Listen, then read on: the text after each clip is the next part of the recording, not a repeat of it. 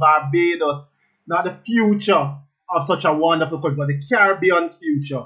We see tonight International Master Orlando Husband, and in such a short time, I've become a fan of Orlando. Not just his games, but when he's streaming on Chess, is captivating. He's a young man with a huge future. A young man that he's going to carry a lot of people on his back because he has gotten a lot of cheerleaders. I've heard him say he's adopting people, but I don't think he understood what adoption meant when he said he was adopting because Orlando, you have a lot of believers. And not just from giving them seven love, but from them admiring what you stand for. And where we, not them, we, because I see you going there too. Where we see you going. Welcome, my friend. How are you? Thank you. Thank you. Pretty well, pretty well. How about you? I am good. I am good. I'm excited. Let's not even pretend. I can't control my excitement because not every day do I see the future. Not every day. I've heard about the future, but I don't see the future every day. I'm not a prophet. But tonight I'm going to be a prophet. Tonight I'm going to say that I am interviewing what is arguably going to be the first Caribbean homegrown grandmaster. And you realize that I'm Jamaican and I'm adopting you too. You haven't given me seven love yet, but hey, here I am, a true believer. Orlando, you have had a meteoric rise where it comes out to Caribbean chess. One moment I hear them talking about a youngster with a future, the next moment I hear you are the future. Talk to me. What age did you start playing chess, Orlando? Okay, so I learned chess in primary school, so around the age of like 8 or 9.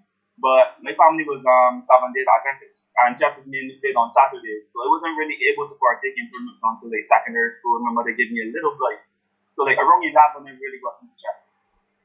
All right. So you're in Barbados and you start playing chess. Tell me about the environment when you started. The environment when I started, the first thing, okay, so chess was very, very, very bright when I came into chess. Um, they had tons of players, tons of strong players.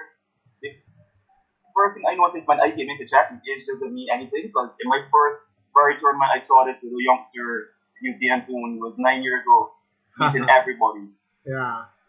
Then I made up my mind, yeah, beat me, and then he beat me too. So I realized very quickly chess is for everyone, no matter the age, And and it's a place that I wanted to be. that's what I love about chess. My favorite chess memory is watching a very old Cochinari rock and play. It's still stuck in my head because it's one of those things that you want to do. You want to be 80 and playing. And you're talking about one end of the Yeah, spectrum, a 9-year-old playing, and I'm talking about watching an 80-year-old at Olympiad enjoying himself battling, and I was like, wow. So that's why chess is just the greatest sport in the yeah, world. It's just it. Thanks for the follow, exactly. guys. Now, you started, you saw a 9-year-old playing, beating up everybody, beating you up also. What did you say to yourself? Well, I'm a competitor no matter what I did. When I was young, I was interested in many, many sports. I played many, many sports, but I made up my mind that if I'm going to be playing chess, I will not be playing on losing for sure. Mm-hmm. So he beat me, but then I went home and I do the work. Okay. And it's such an environment that in Barbados, I I'm remember. going from here. Mhm. Sorry, That Orlando. I'm just gonna put in the work and come back and beat him. You said many sports. What other sports were you interested in? Oh, my biggest interest at a young age was cricket. I was an avid cricket player. I was the captain of my primary school team. Oh, you're Went better on than to the be rest part of my of us. secondary school team. I was drafted for the yeah, I was drafted for the national youth squad at some point, but Oh, then chess that's came along. huge, man. That's huge. Because we have a running joke on the program that you have to be bad at cricket. You have to try to be good at cricket and realize you're bad at it to be a good chess player. So all good chess players seem to like cricket. We all, me included, seem to try for cricket, but cricket don't like Yeah, us. And I've suffered under the West Indies. I am a huge West Indies fan.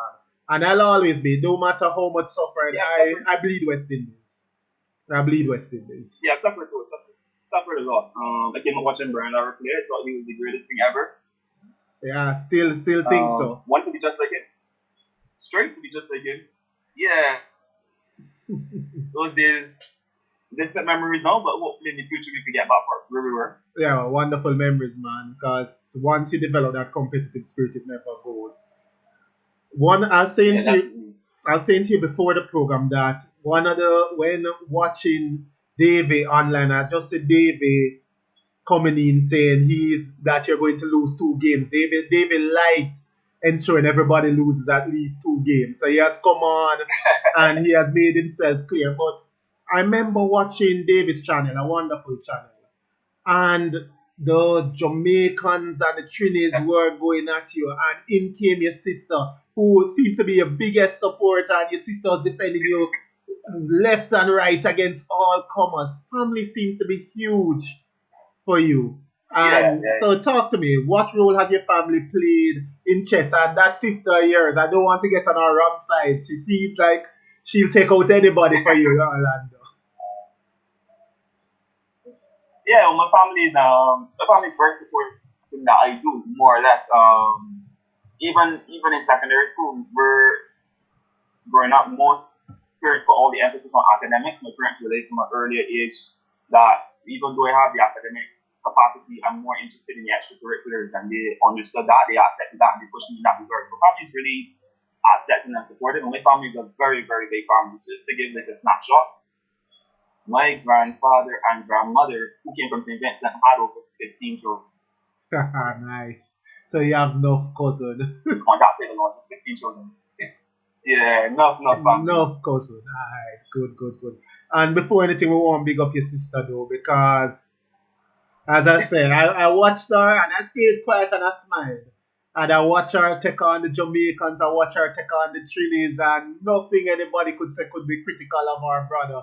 She was there. So big up your sister, Orlando. That's what we want to see in family. Yeah, That's definitely what I love seeing. So big her up. Haven't met her yet, but big up. Orlando, definitely. I hear 30 love. Me personally, I want to see 12 is the aim, first of all. And I have with me my coffee. Yeah, every week I have to drink coffee. One time I did tea with Shabazz out of great respect. Every other time it's my coffee because Olympics teach me coffee and chess. How you going to do? You think you're Yeah, pulling this 12 love? typically, I mean, okay, I had a long day, but that will not be an excuse. Yes, everybody told them. I respect all the opponents, and that's the exact reason why I intend to deliver this love. Yeah, cause I see them in the house. Because of I see them in the house, man. I see big up Marcus hustling Harper in the house already. I see the young guns come out. Rihanna, who missed the last 2 weeks, come out to try to stop you. I see Darren, I see John. Davey has come and has made it clear if you touch 10, he's running in. These guys are very God. sure about trying to stop you. I tell you, this is a Caribbean wide program, so the whole Caribbean turned out to try to see if they can stop you from going to 12. I So, don't mind. I don't mind at all. so even they start even playing on your dream and ambition. I hear it's your dream and ambition, but you'll wake up tonight. Alright, so they're That's not alright. playing. They're not playing. I see, yeah, Cayman just came in the house. Big up Cayman, Sean. So they're here tonight. They're here. So before we get into any more questions on your game, you know you have to drop 3 love. And what I was saying to everybody, normally when I watch his stream, an adoption is 7. And I see David Yeah, called it 7 up after. So this shouldn't be a breeze for you. This is 2 less than a double adoption. So we're good. yeah, but that's the try thing. Yeah, We're for sure. I will try to. Alright, so let's just go across everybody. You know, Dreams Ambition, that's the username. And tonight is special. I always go young players first. Youngest players, your first 3, that's for you. After that, free for all, free for all. We've done that a couple times. So So talk to me. Who is there I first? see in Jamaican you, J Lloyd. I know J Lloyd Chen. Yeah, man. So you can start with daylight. Jamaican you, J Lloyd Chen. Mm-hmm. Alright, J Lloyd. So let's go with Alright, J listen. Lie. J Lloyd, tonight you have to. Darren, you can challenge anytime.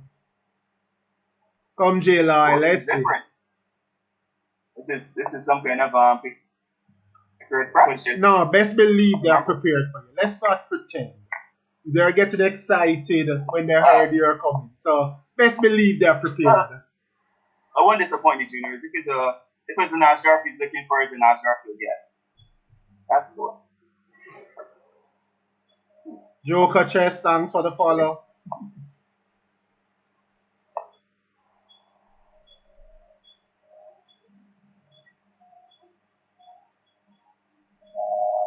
This line,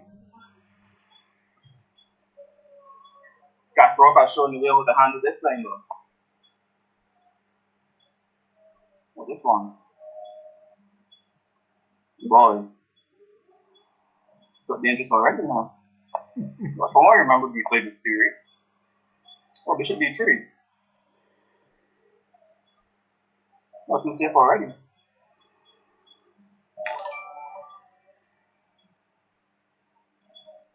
Alright, thanks for the read. Oh, cool. This is a slow start. So some e5 by yeah. So Nash in the house, welcome Nash. What kind of sharp chess is this if you prove me wrong? Safe.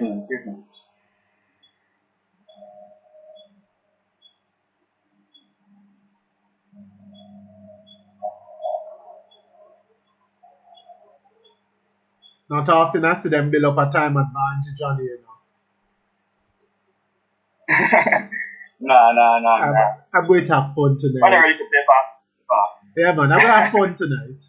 I'm going to have fun. With who I see in the audience, I'm going to have fun. Steel Pulse, welcome my brethren, welcome.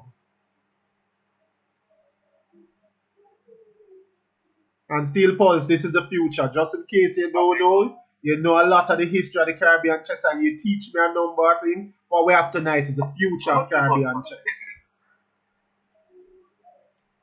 No skill pots for sure. He comes on to my chess and teaches me about music. On Ah, my stream for sure. no man, I enjoy Steel Pulse. Steel Pulse is a walking lesson for all of us. I enjoy having him. Yeah, definitely.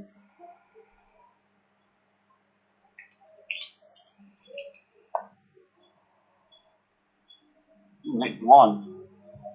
So that's a bit strange.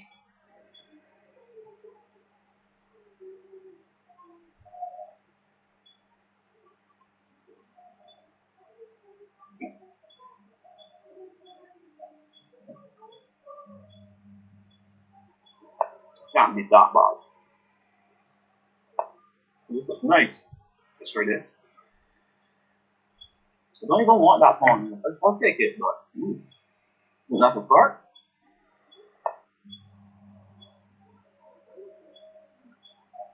It's my favorite type of tactic right here. Well, tactical scheme or motif. The fart.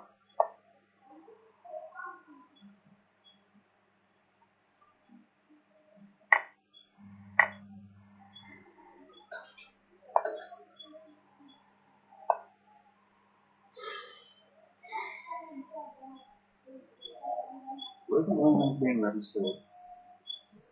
Lord, that isn't good. Yeah, One check. tactically, it just don't feel right. It just don't feel right.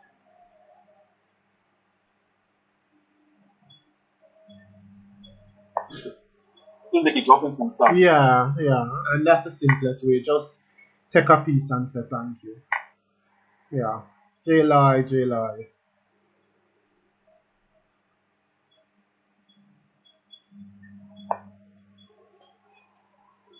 Hmm. I would love to maintain this diagonal. But rank is a slate issue.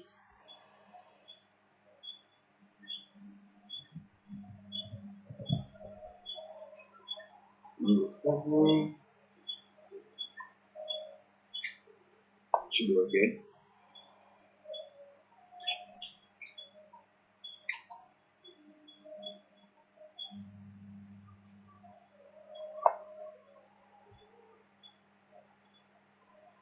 That's me. This is exactly what I want to maintain that.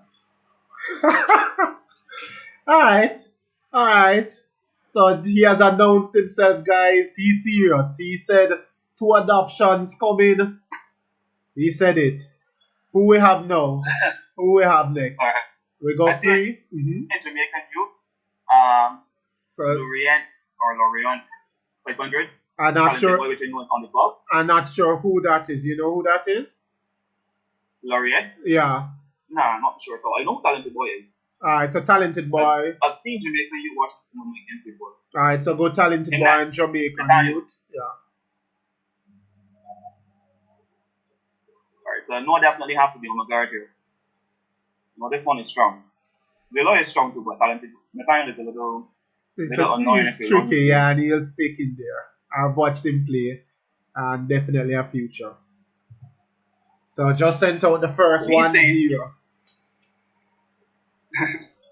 He's a London player too, so if he doesn't play long on the knowing of the shorts and then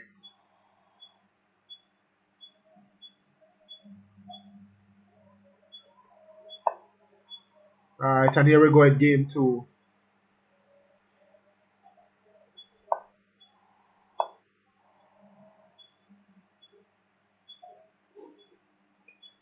Alright, I hear Laureate is a youngster, so you can play him also. Because the first we three are Jamaica. youngsters. Yeah, that's what I say. Harper saying. So I should make one then. Right. After that, first three you get to warm up. After that, free for all. See, let's see. On the next thing, on the next. This is part of his rap now. I'm happy here. I think you're missing the point, you know. You'll not get a part of anybody's rep tonight. Everybody's coming with the beat Orlando rep tonight. We can see. Not too concerned with that Bishop wants him on at all. As a matter of fact, I'm going to go for this king.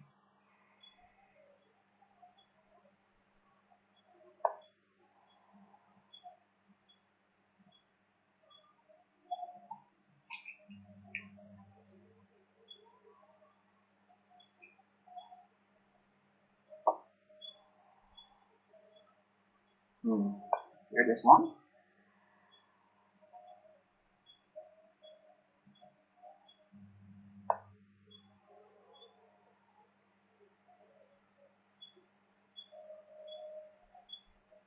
It's a tempo. So I'm going to prepare E4. Disregard.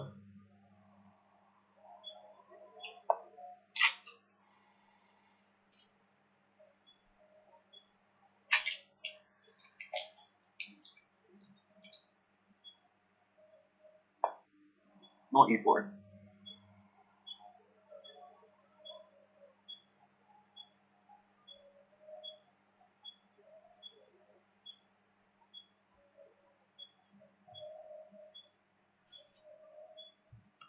But judging from how long the time was taking to play, he seems a little bit uncomfortable. Because when I play him on stream, he generally knows what he's doing in the opening very well. So let's hope they're not tricking themselves by coming to play new things on you tonight. Guys, don't speed up this 12-0.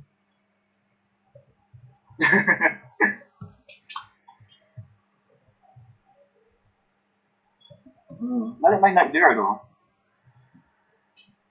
You can take it if you want, but you won't move it. Be a tree. On move. Right? Let's try to get something going.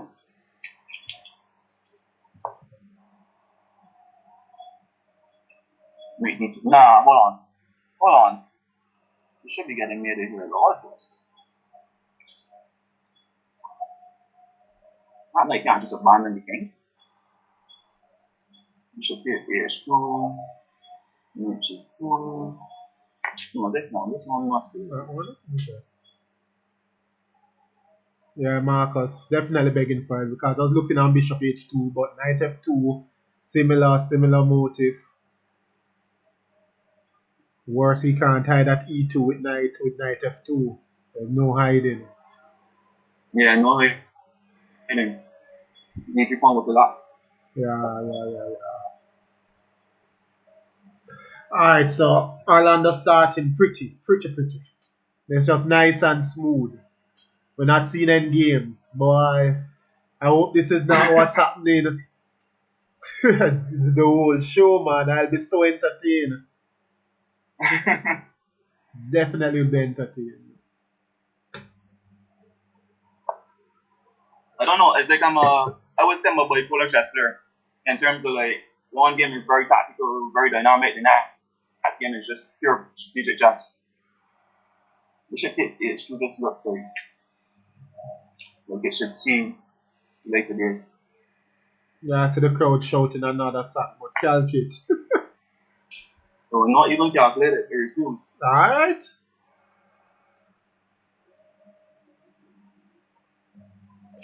You can't turn down two. Sorry guys, definitely can't turn down two. Turning down one is understandable. Turning down two, nah. Too many coaches watching. We'll put it in a book. Nah, come on. Can't do that to you.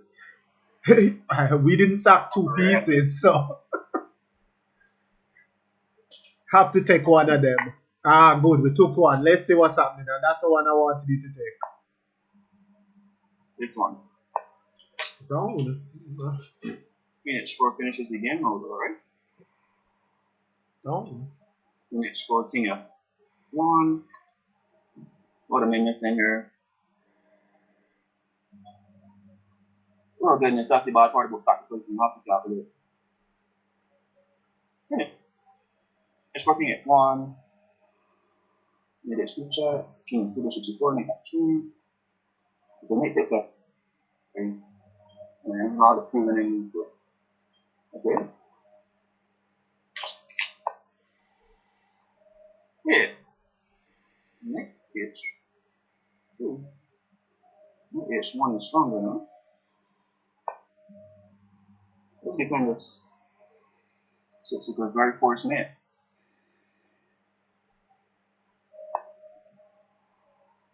Right, but this is Yeah, on H1. Yeah, on H1. I was so interested in King G3. Yeah, King G3 after H4.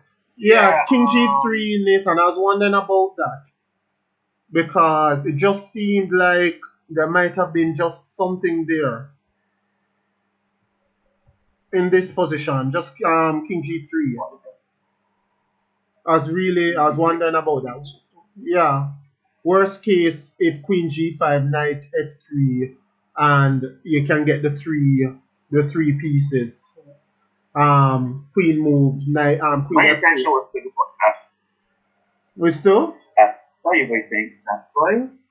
To F5 play after F5 G3. there Right. with Because the F4. intention is F4 check is a very big idea. Yeah, with F4. Yeah, but you're brave. You allowed the sack, so you just have to play. So at that point, probably Yeah, E5, probably E5 at that point True. then. And just let's Yeah, I say, think you had to take on defend though. yeah, because the main idea of playing King G3 for me was if Queen G5, I'd have gone Knight F3 and then Queen F2. Yeah, you have some defensive resources. Yeah, Queen F2, Knight F2, King F2, three pieces and let's fight. Alright, who is the third challenge coming from? The same Harper saying that Knight takes D3 was much better was that instead of Bishop takes H2. Instead of that? Yeah, maybe. I think that's what Harper is saying. The thing was that position I think was already that position was already over, I think. So it's just accuracy at that point. It's just accuracy. Yeah. Definitely just accuracy. Alright, who is number 3? That's 2-0. Well, the thing is, I had a good few challenges before this game, but now I'm only seeing one. Who are you seeing from? Oh, now I'm seeing two. One from Jaden, which I think is under 14 now. Yeah. So grab Jaden. Let's start getting the tough guys in. Jaden. That is. What do I know about Jaden? Not much, actually. Okay, E4. See what he does. French does not surprise me at all. Oh my goodness. I just think French belongs to Jamaica now. That's what I feel. But this line.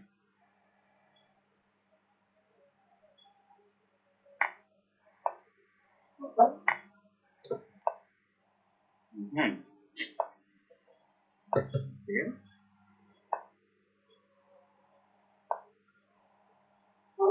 Wonderful to try to hold it on, and he is.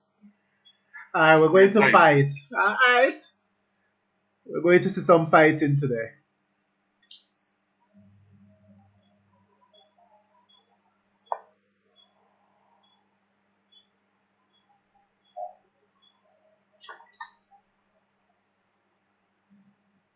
Alright. What can I remember about this line? No, that's not much, you know.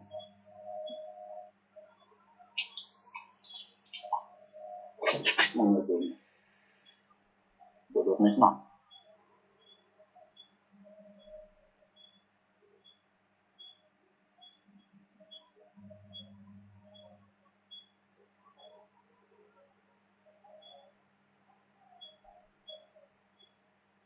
There was some strange stuff there, man.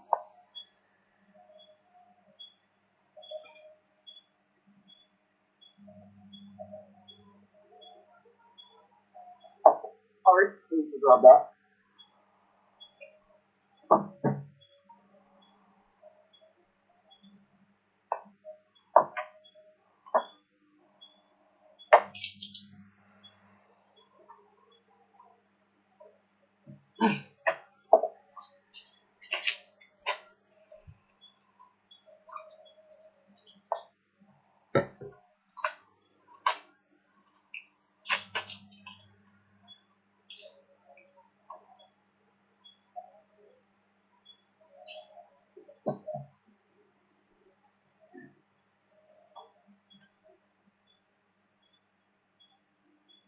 Two love, Damian. Two love. Not your time. Remember, you're running if he reaches 10.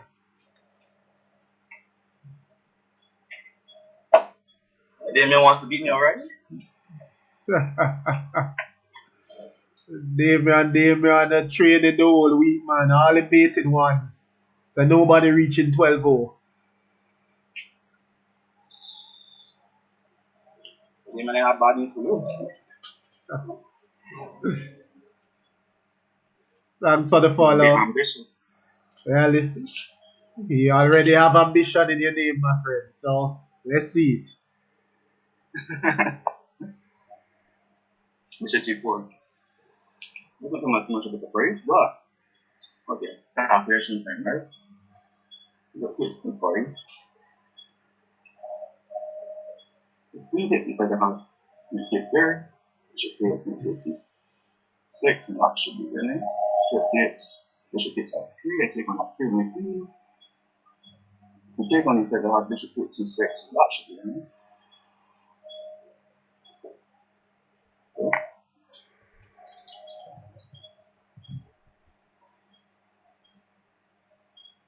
Oh, we're getting pretty. Actually, no, that's not winning. We're getting pretty. Bad calculation, you know that. But that's funny. It's not winning. Well, I'm a pawn. I loaned him the pawn, and he thought that the pawn was his.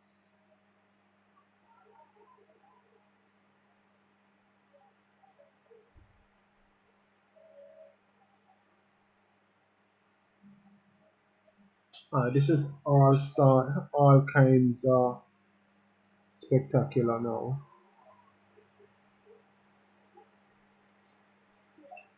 So, how do you see here? What if he refuses the shot? Process. I'm more curious about what when he takes it, right? So let's take it. Yes, I like this. Come again. So it's just makes stress me. Alright, good. I want to be critical and know.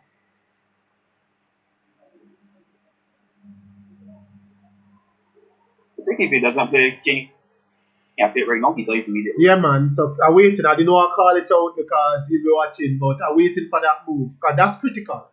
That's what right. And now. I just saw Bishop F4 though, and after Bishop F4, I mean, he has one good move which I thought was Queen H5. Yeah, so I carried it to Queen H5. Right, and then Bishop takes B7. And my evaluation basically was which should be much better with all the extra pawns and pair bishops and the bad thing. When you're not playing And on the now J, the but it was time. sure. And 1 minute 44 to 11 seconds. Even more important than everything else. Yeah, even Uh, more important. Yeah, definitely, definitely.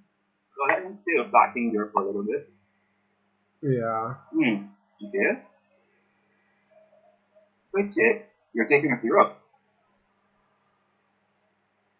You're smart enough to take with the rook. I'll give him the benefit of the doubt. You won't make pair bishops though. No saving reason to give him. If I take, does your game get easier? But it doesn't. That's good.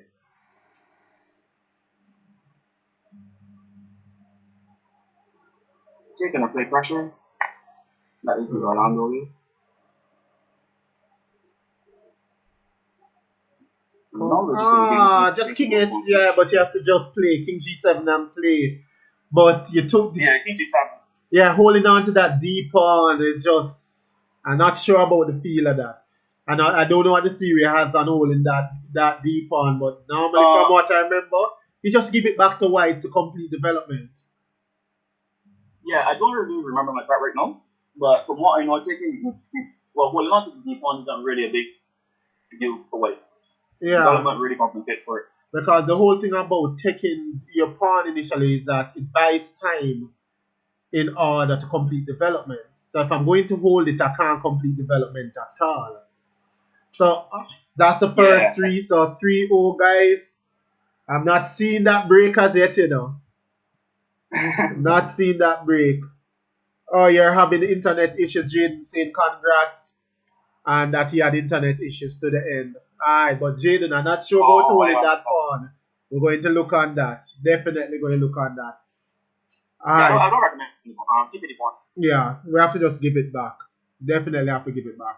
So Alonda, before we even got into your games, you're good at cricket, good at other sports. You pick up chess, and the chess bug bites you, as we always talk about. That you see something that Definitely. challenges you. You go to the tournament, you get beaten, and you say, "No, I'm doing this thing."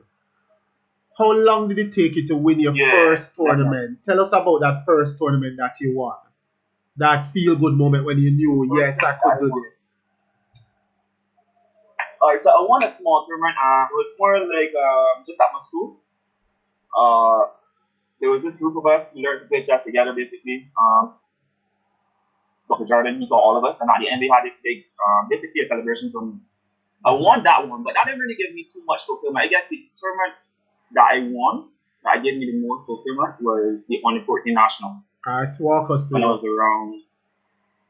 Okay, so this one was big for me because under 14 national was big. It was hugely contested. You had guys like UTM Poon to start off with, Alon Richards, Graham Prescott, Kent Lynch. You had guys who were a bit older than us, like Lawrence Depperdine. Uh, then there's these players called Jerome Herwood. He was on the Olympic team for Boris last time around. His brother GQ Herwood. It was just around like 15 to 20 strong guys. So anybody who wins that tournament essentially deserves to win that tournament more or less. So when I won that tournament, I knew that the hard work that I was putting in, it was paying off somewhat, and it more or less gave me motivation to push from there. Because I wanted to be constantly beating guys like Poon and Kemp. Poon especially. Poon was a big rival of mine on that. Yeah. I remember seeing Poon as a youngster at Olympiad. I'd heard about it. I was really impressed in his first Olympiad. Very impressed, and I thought, yeah, this young man can play. Definitely. Yeah. You chose 4 games, Orlando, and I really love the games. I won't hide. I played through the games earlier, and I love them. So walk us through this first game. Who is it against, and why did you choose it? My first game is against basically one of the biggest talents I would say right now in the US. Mhm. Good friend of mine, his name is Hans Niemann. He's a national master from the US. I don't know like how many of the guys right now keep up with Hans. He streams as well. Yeah, I've seen his stream, so I know who Yeah, he is. he's he's beating the top players in the world, Nakamura. Gotta see if he beats these guys.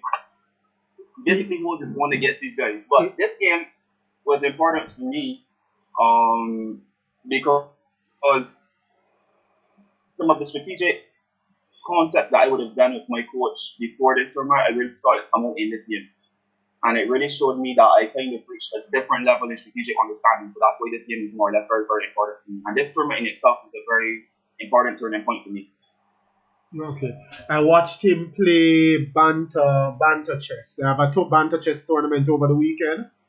So I watched him play banter Yeah. chess. And if I'm being honest, you and Davey are why I actually watch these things now. So Damien, when he came on with his YouTube, and then quickly when I started hearing about adoption, I started watching you adopting people, then I went, alright, this is fun. So I watched him play banter chess over the weekend, and for everybody who doesn't follow him, he's a good watch. And he's up late at nights playing on Twitch, late at nights. So over to you. Let's see this game. Alright.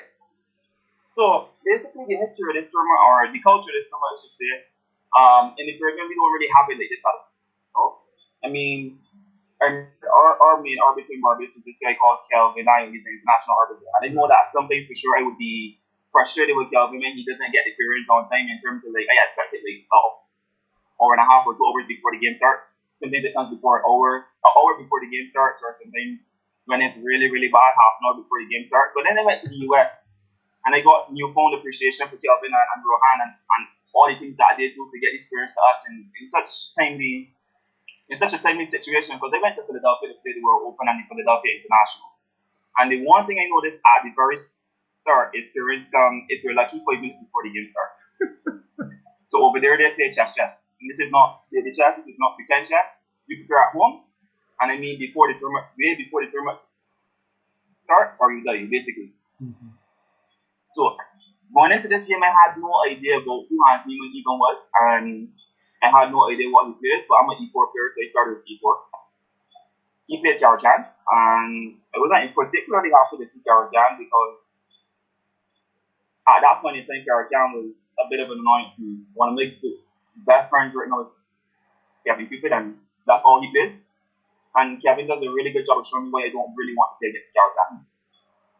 Caracan is annoying. I have a number of students, so I'm a Sicilian and French player, but I have a number of students who are Caracan players. And I'm actually sorry I didn't push the Caracan younger when I was trying for more. It's difficult for white. Yeah. It's difficult. Definitely solid opponent. Very solid opponent. Yeah. So he went d5. I continued with knight c3. He took, I took. And I was more afraid of the knight f6-9, which was trendy at that point. I think it's still trendy now. Yeah. Knight f6. So he played knight d7. Oh, we're going back to Karpov days. So yeah, Karpov days. We're back to Karpov days now. So players of my generation, we know this line better than the bishop f5 line. So bishop f5 and knight f6, ef6. Knight is trending now more than knight d7. But we had to know the knight d7 line because of the Kasparov-Karpov clashes. Yeah. Funny enough, so my coach was Terry Corley, but he also coached Etienne Poon. And there was a point where Poon picked up the Caracan. He essentially meant to me, if I want to beat Poon as white, I have to play something other than e4.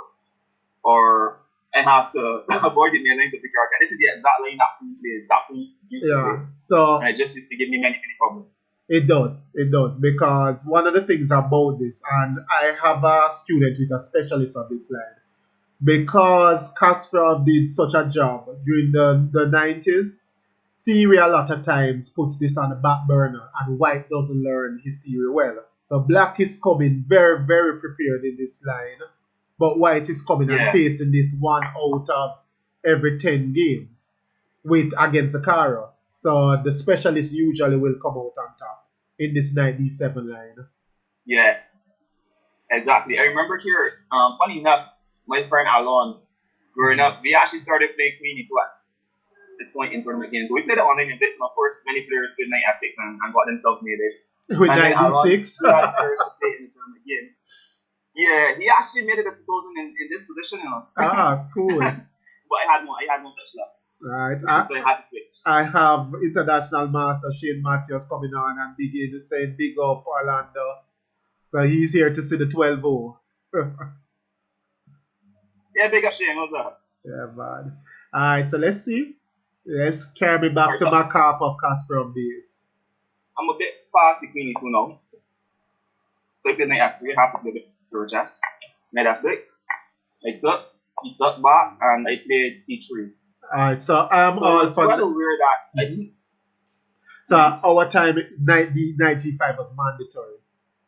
It was just Knight mandatory. g5. If you didn't play knight g5 Wait, ideas, yeah, if you didn't play knight g5 ideas, you'd have to buy a round of beer.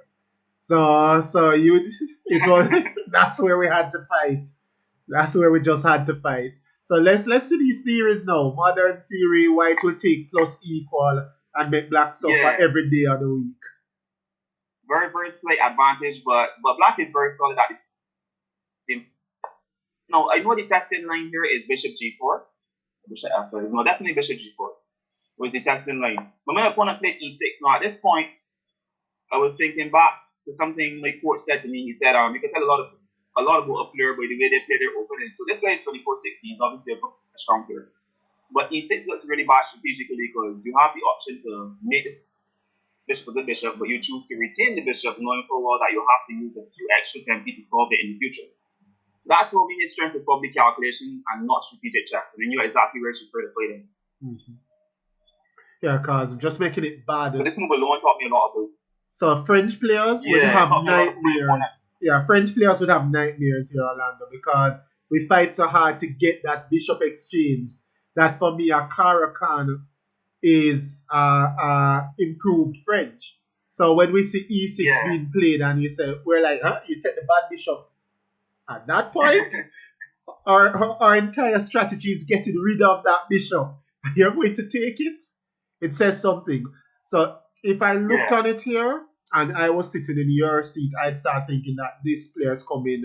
It's just about dynamism.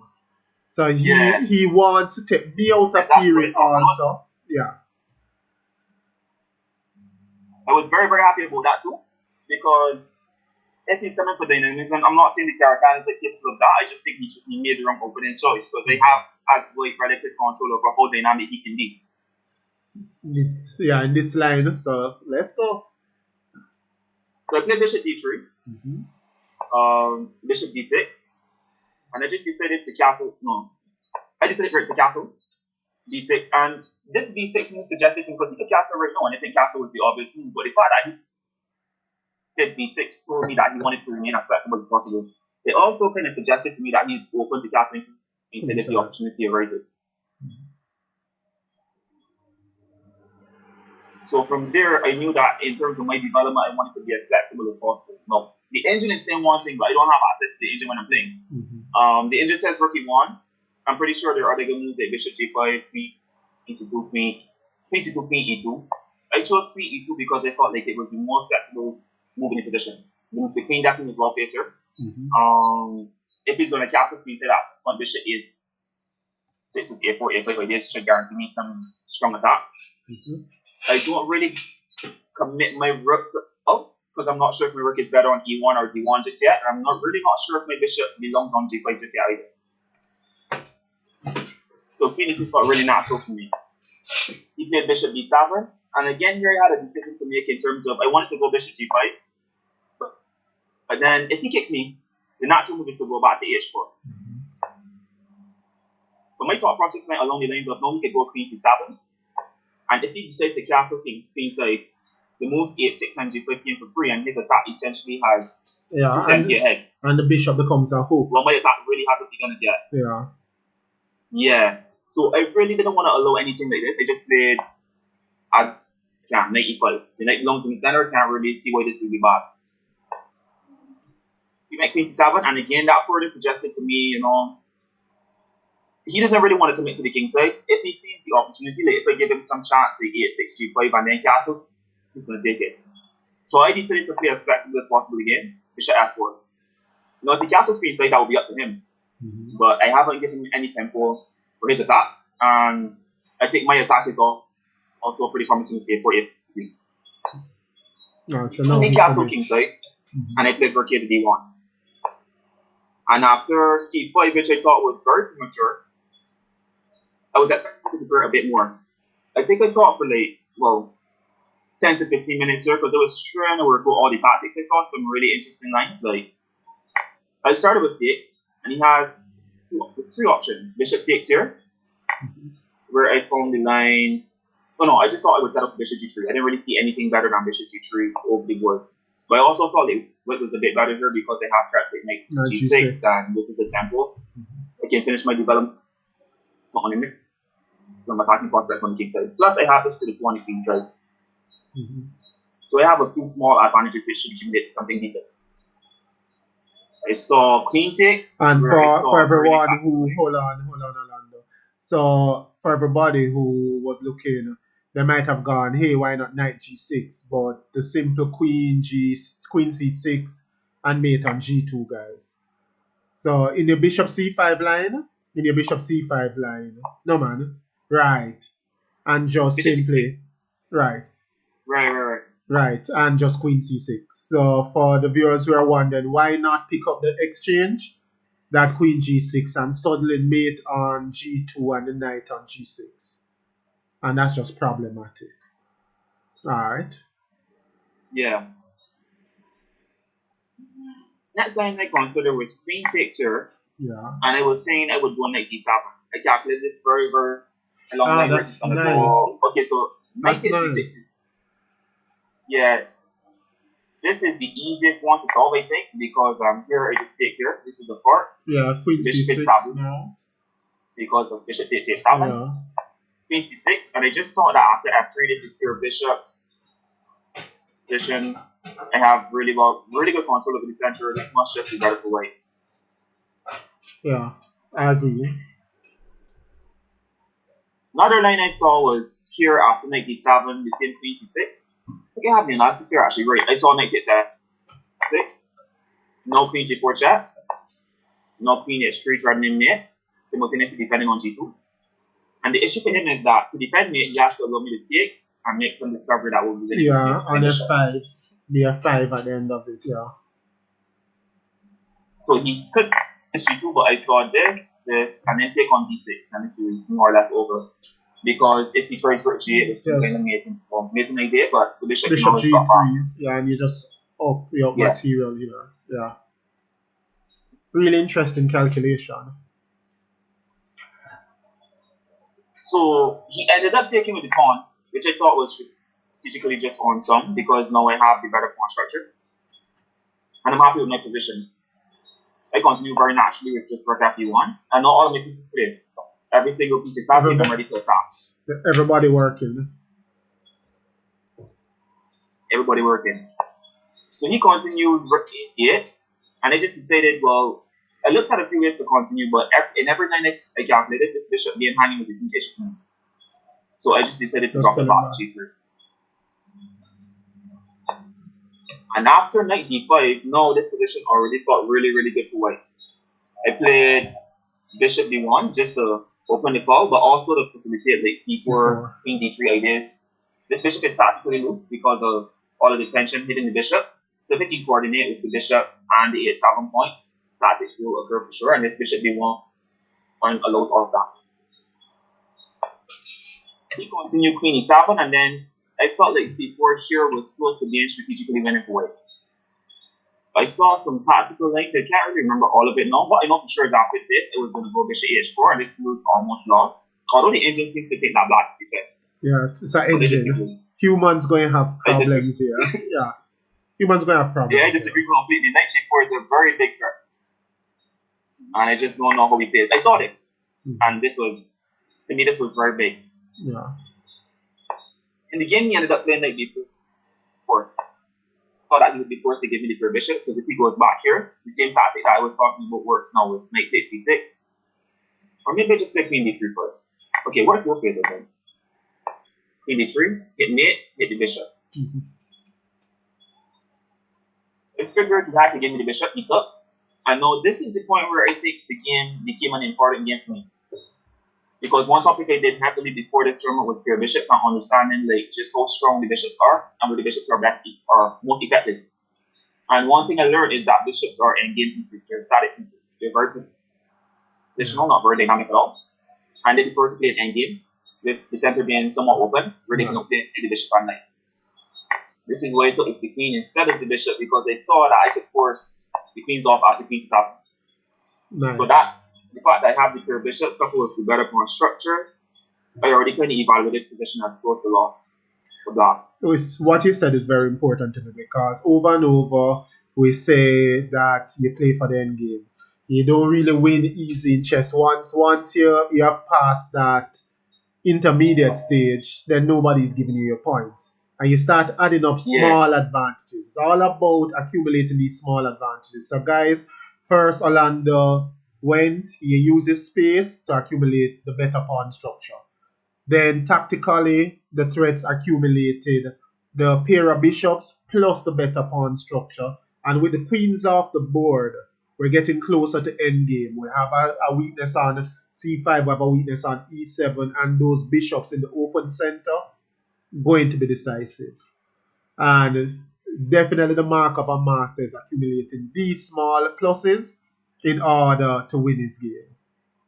Yeah, Orlando. so he took. I don't think he had a choice because b7 hangs, Mhm. and that's what I saw. So I took. And I wasn't really sure what to expect here, to be honest, because if he takes, he surrenders the default. And I think that's another small advantage, controlling the only fall on the board. But he played rook c8. No, sorry, rook d4, Yeah, I think he was also which I afraid thought, of BD6 in some yeah, lines because of that C5 weakness. He immediately yeah, can hit it. yeah, exactly. And immediately here, well, in this position, I already thought the game was hopeless for black after bishop Yeah, d6. there we So go. I'm hitting the rook, and I'm hitting the pawn, he exchanged. And here I just thought it was over. I was sure it was going to win this game now. And you just need to protect. So bishop rook d8, Yeah, bishop you c2. just need to Yeah, protect that rook. just defend the rook. I also saw this critical link. Well, I saw this from far off. Knight d4 just doesn't work because it can take, You just stay. which is important. Once you protect that rook, all his tactics goes. And what's important also is I've been doing a lot of bishop against knight with my students. And the Right. knight need that outpost. The knight needs that pawn. You put a pawn on Yeah. d6, and it might be a slightly different game. White is still better because the pair of bishops. But with a black pawn on b6, he may be able to hold that outpost for the knight to do some work. Once c5 goes, even if the pawns were Yeah. equal, the knight has no outpost. So the knight is going to be an inferior piece in the endgame. Yeah, it will be dominated, definitely. Yeah. He fought on for quite a while, actually, because he played rook c8, I took the pawn. Knight e5, just a simple b3, sits about rank his weak. And he played a5. Here I was looking for the fastest way, because with a strong player, they believe that you need to win as fast as possible. You need to just put him on as much pressure. I'm not talking about on the clock, I'm talking about over the board as possible to finish off the game as soon as possible. Because strong players have a tendency to fight back. Yeah, resilient. They're Knight going to bishop stick d6. around. I'm very resourceful. And my idea now is just to get the majority moving over here, get the fast pawns moving, because my advantages now have increased. I have the pair bishop still. I have the better rook I would argue, and I also have the possibility of having to connect the fast pawns. Yeah, and So I think overall material. it should be winning. Yeah, you have the material Yeah, up now too. overall it should be winning, but for it to win, I need to play with my advantages. Definitely. He Yeah. went here, c5, here, b4, c6, rook a8, b5, rook a2, and here, I think I suffered from what my coach would call strong player syndrome. And I want to advise all the juniors not to fall into this trap. I do it not proudly or regularly, where I get a winning position, and it happens as a result of the stronger your strategic understanding gets, the less desire you have to calculate. And I want to advise that that's a very, very bad habit. You want to win I free. have the habit. I'm trying to kick it. Yeah. So my coach Yeah, used to. you just wanna use it in position. Yeah. So my coach when I was playing Orlando used to tease me about what you just said. So he did said, "Oh, you want to win free, Jomo? You want to win without work?" And with his Ukrainian accent, he used to just when I was in the game after a while, I used to hear him with his Ukrainian accent telling me, "You can nothing in life is free, Jomo. You must work. You must work." Yeah, And that's one of the advantages they have over us because they always have competition. They have to work. yeah, With us, once you show some talent, you're usually ahead of the rest of the players in your country. So you don't have to work as much and you get a lot of free yeah, wins. They don't get any free wins, so they are working all the time. So when they see us yeah, very true. calculate, they go, "You are not working, you want free win." and, and it gets hammered into your head the more you train that nothing is free. You have to work. You have to work. Definitely have to work. Here, I don't know. I saw some like H4, hitting G2, some like F3, the bishop on knight, and the rook, maybe coordinate. And to be honest, I don't know. In my head, I just didn't feel like it anymore. And I just double checked really quickly that I know he's going to get a late score blockade after trade here. But I saw a scheme where I can lift the blockade. And I basically exchange on G6, which would give this move a blunder. In my opinion, this is just a very bad move. It wins still, but it's lazy. Okay. And I want to advise against making such moves. So he recaptured. I went E6. H3, fixing the back right. I went to the open file, and I didn't lift this blockade more or less is to get the rook to D6 and the bishop should sit somewhere like D8, where the bishop will protect the pawn, the rook facilitates C6, and that wins the game. Go back a little to the rook at D1, H3, H3, yeah, F6, F6, and then rook here A1. no. So here the king is fast. The king is fast. No, the king shouldn't be fast. So rook D5,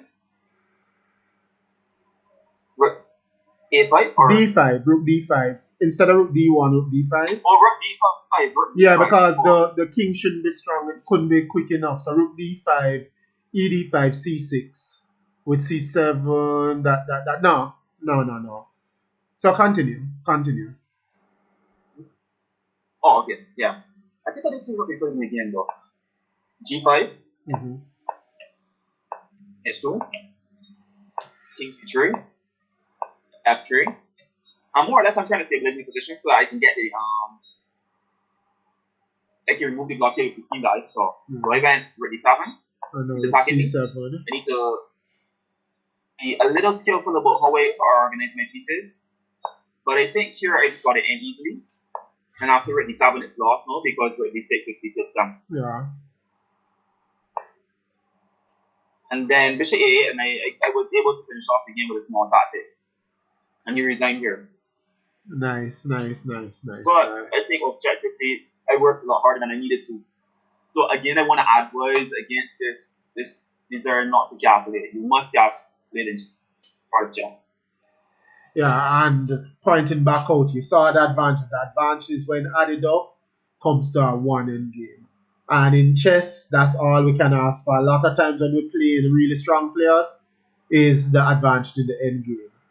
And in Caribbean chess, this is one of the things we don't Yeah, appreciate until we get really strong and we neglect our end game because we get accustomed to middle game wins. But a good attack leads to a winning end game. Positional pressure leads to small advantage, leads to a winning end game. So we have to do that end game definitely. work. Definitely have to do that end game work. All right, Alana, we're going into our second three. So let's get ready. Let's see if we can. Yeah, man. Let's see if we can go 6-0. I'm so curious. Alright. Let's see. But that's what means a little charge. I can play the anchor. Yeah, man. So while Orlando is off, I'm really excited about the month of September. So next week we'll have Alan Safar who is watching to see whatever Orlando is doing. He'll be trying to beat it. So Alan is watching and see next week if he can beat you. But guys, come the following week, we have found one of the legends. I promised you that I'd be searching for a couple, and Neil Fairclough will be on the week after Alan. And Neil needed a couple weeks now to do his 3-2. So he's all excited. So you guys asked for Neil Fairclough to come back. Legend of the 80s. So he'll be here 2 weeks time and He's asking why Oh. why the increments. He said he can flag the young boys. I was like, all right, Neil, no. We do 3-2 here. We do the 3-0 just for some safety. But Neil is all ready and saying that he's coming to play. So I'm excited about that too. Definitely. All right, Orlando, who we have? Who we have? Who is number I 4? see Jamaica you, and I see Nathaniel again. Nah, so nobody gets 2 times. And remember, guys, it's open. So open, John, everybody, time to run in. Jamaica, after Jamaica, you two have 2 Jamaica more. you are. No, man, you can play. Oh, okay.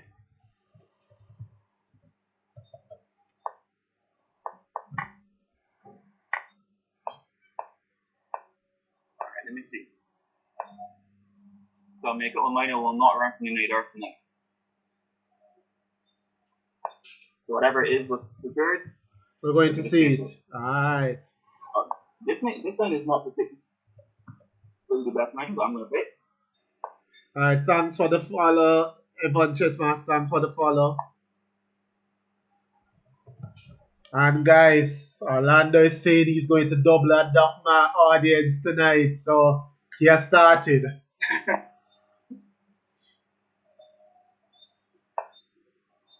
Well, also speaking on the coach aspect, like I have a few students watching now, so I have to be careful not to lose to any Jamaican juniors. That doesn't really inspire a lot of confidence in my students that perform against them. Oh wow! So we definitely in for it tonight. We in for it. Definitely. Thanks for the So follow. I have to be. Alright, so we have some additional pressure on Orlando today. John, Darren, Rihanna, you know. So let's see this.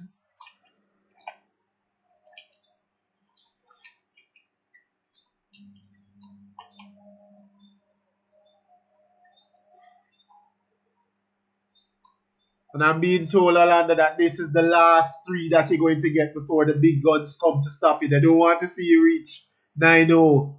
So I'm supposed to tell Oh, you this. oh, So it don't look they like they're got to come. waiting on. Yeah, it don't look like they're waiting until you reach 9. They say they want to take you out early. They don't want you confident. That's not an issue at all. The thing is, now, before I was considered a good player, I was always willing to play against the big guns. So Yeah. you're sure nothing has changed. Yeah, you don't strike me as somebody who back down.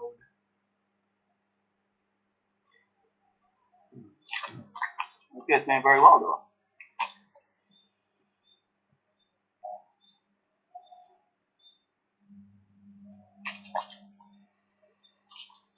Hmm. What is the issue with this position? Sure, going to be one that's fishy. Right? Let's see if we can make his pieces go back. Before.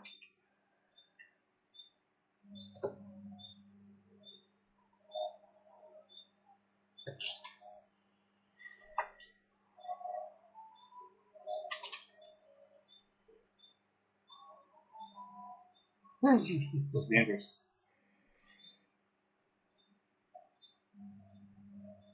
Bishop takes f6, bishop takes f6 now. And he plays immediately. That's not going to help you at all. No, didn't.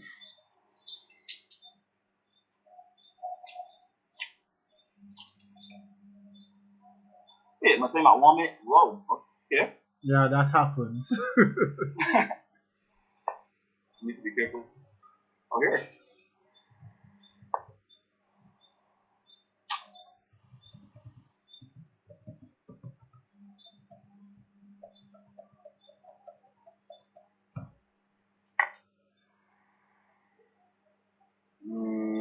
Bishop takes queen d5. Oh. Pawn takes queen takes d6. No. I'm trying to get the bishop takes.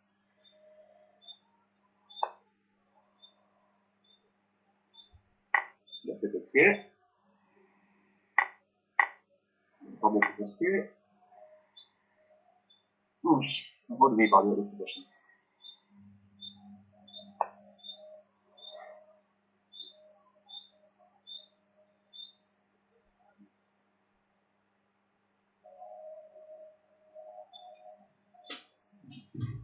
should have enough player here.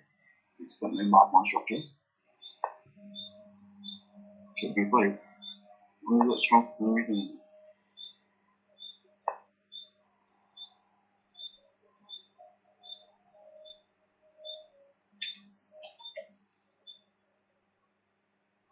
Alright, I think it moves are necessary.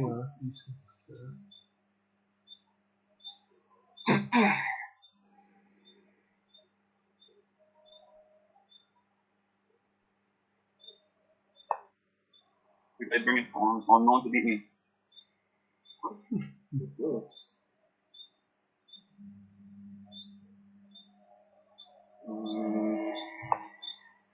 Okay, I'm fighting for the info.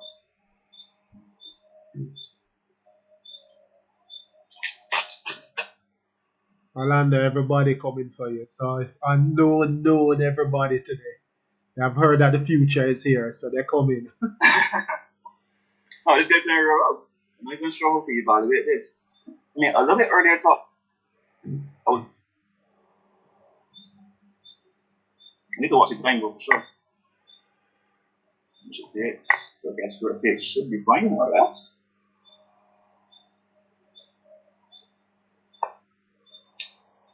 G5.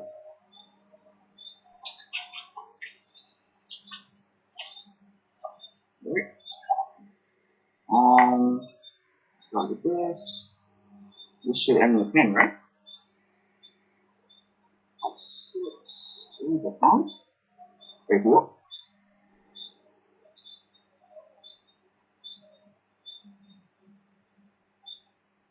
I'm using some stupid tactic.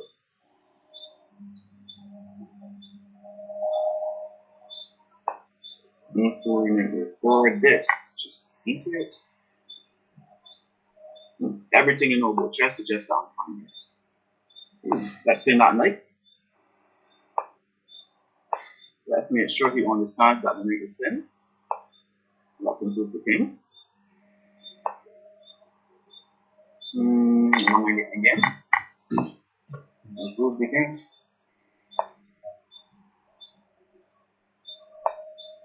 Improve the pawns. Improve the king. Okay, how do I win this one? This. Okay, go there. Oh, this is a slight annoyance. Go here. What do I need to win this now? Put this pawn on g5. F4, e4 should be. Okay, f4. Maybe king too. Okay, e4, e4 king g4. That was a little curious. Was it really? E4 king g4, e3, pawn to snake e2 lengths. E3. Okay, so that should be winning. Okay, go. E3 king back to f3.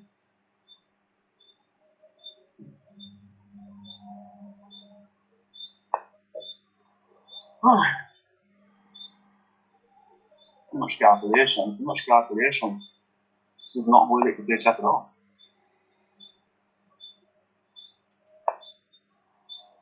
Alright, so knight e5 next. Yeah, knight e5, he has to go king e2, b4 almost traps that knight. Where's he going? There. Try h5, try g4.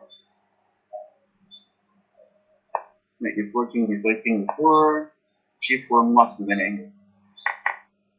Oh, I see what he's doing, a5. a5 is a defensive mechanism.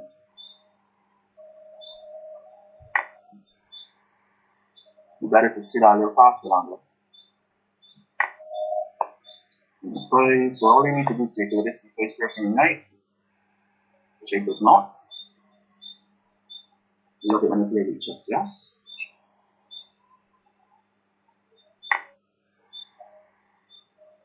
So let's get shaky on that part. What did I put my knight there? That makes absolutely no sense.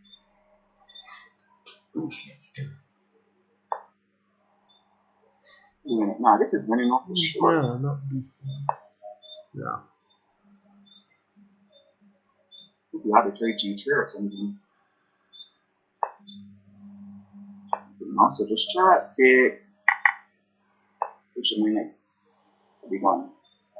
Probably the best square is d4. Between here, and I'll put between here.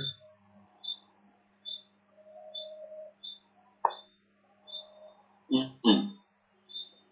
Put the image here.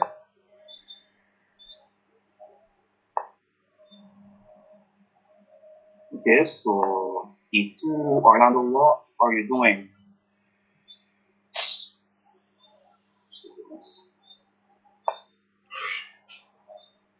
Oh, that's very nice. And he misses it. Although, did he really miss it? He didn't really miss it because he still has it here. And that is a check. Go here. Oh, and that's so really bad with it. Okay, go here. Go here. I think I would send on him here. Will I? Go here. Oh, he has knight g4. Don't call it out, don't call it out. Once you call it out, they'll hear you. That at those critical positions. No, you played very well. Yeah, just not E2. You did everything in that part. Just not E2. Yeah, I don't know what happened. Just nobody E2. Yeah, just not E2. Alright. It's what it is. Still undefeated. Still undefeated. And I see David jumping up. Davy's in the chat. Nice. Welcome, Dominic. Welcome. Alright, who is next? Who is next? Let me see. So, Nathan Rabbit. Who else is there? So Nathan is a youngster. Nathan, you have to play early. Nathan. I'm also saying Nathaniel again. That's only two No, times. one time, yeah. One alone. One alone. David says just three more draws. 3 more draws. Nah. Yeah, because everybody has dropped 2 points so far minimum. So they're counting you down. Alright, so Nathan Rabbit. Who else is there? That's it. Nathan Rabbit and Talented Boy. Yeah, well, guys, I say Harper. So Nathan Rabbit start. Maurice Lee. Alright. Say Maurice Lee as well. Alright, so I don't know who that is. So Nathan Rabbit is there, so let's go. And I'm wondering why the big guns looking there, waiting to see. So let's go. Well, I'm not sure. I have to check that one for sure.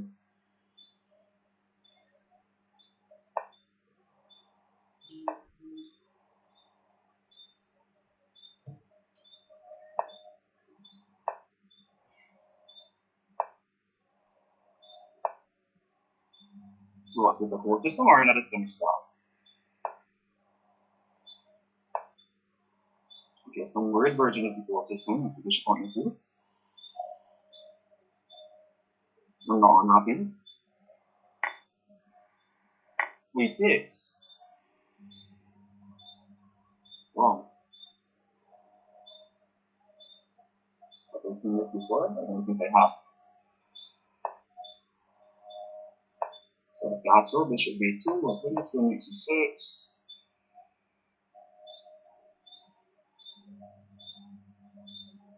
And development. What, d6? D6 feels a little strange. Where do I go d6? What do I improve? PC7 seems. PC7. PC7 seems better.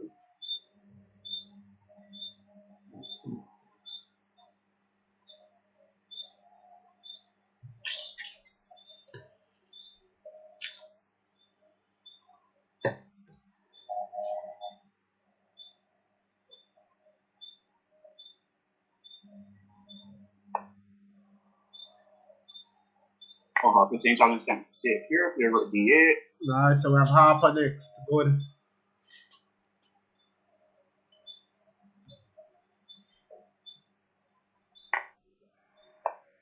We play first. This bishop and then rook d8. We bishop f5. Shot play would be knight before ideas. It's pretty decent.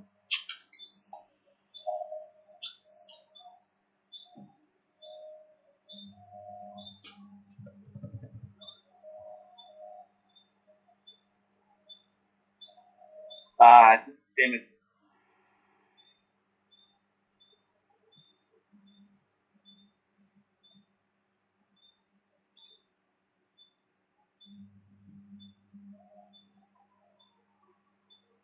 It's taking pretty long to clear though. One, evaluate pieces. Queen c2. Interesting. Bishop g4, crossing e4. Any discoveries happening there? Let me see them.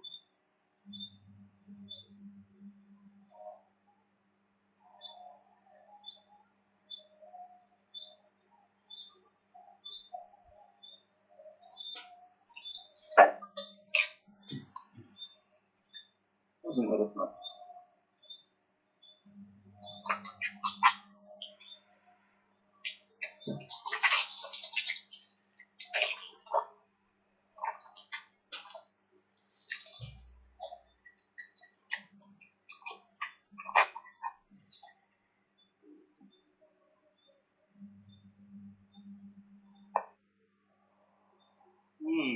Okay, any threats? I don't see any.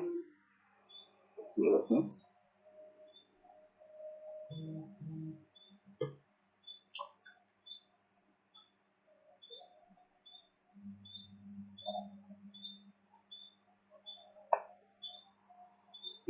Knight d4 automatically comes to mind, but I don't think it works. D4 also comes to mind.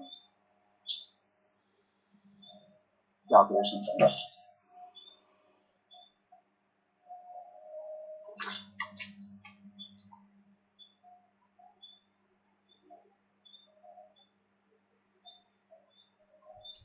Alright, and I see Cupid and Warren coming in the house, healing you up, Orlando. Big up Warren.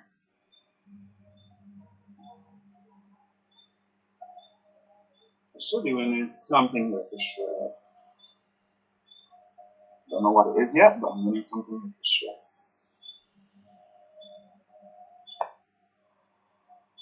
Maybe win. Smells like a blunder.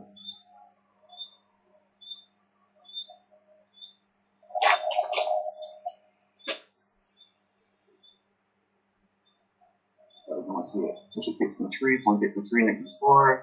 Queen d2 probably goes. That's not the names I want to look at all. Alright? This should work.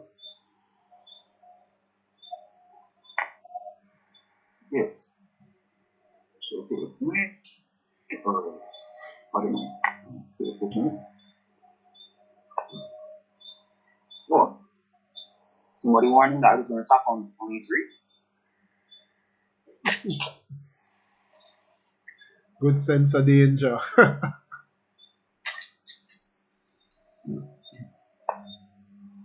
Last piece.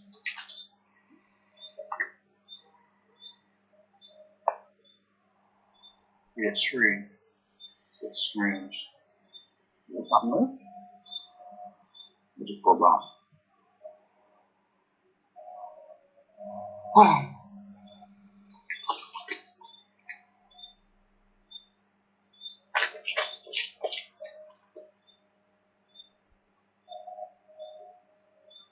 So I could do that. That doesn't work though. You could always go back. And have that move, bishop. Let's see, one. And both of these looks really strong. Let's try this one.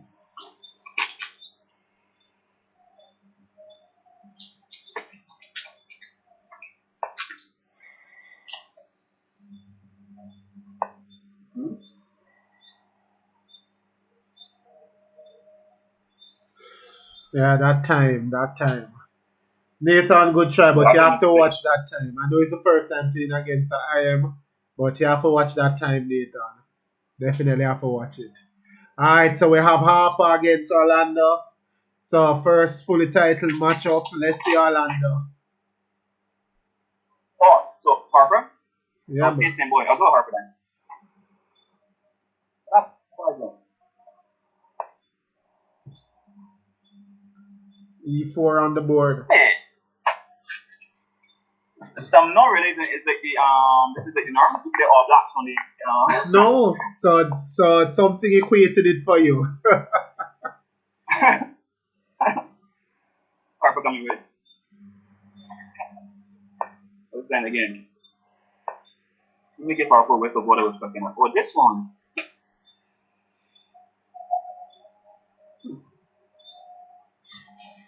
We'll just go with normal chops.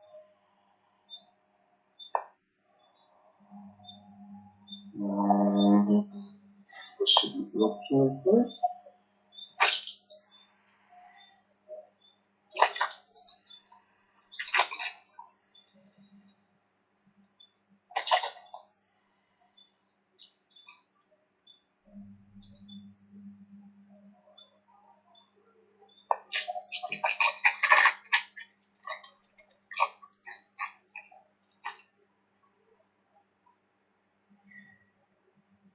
So you play this a big again, no Harper? I'm going to play Harper's weight, you know, because if I play Harper's black, it means for sure that he'll attack Yeah, and spectators are happy about this color there. me. I'm not too happy about it. Yeah, so people before I got to guessing that we're going to play Harper. Is that what you're going to do?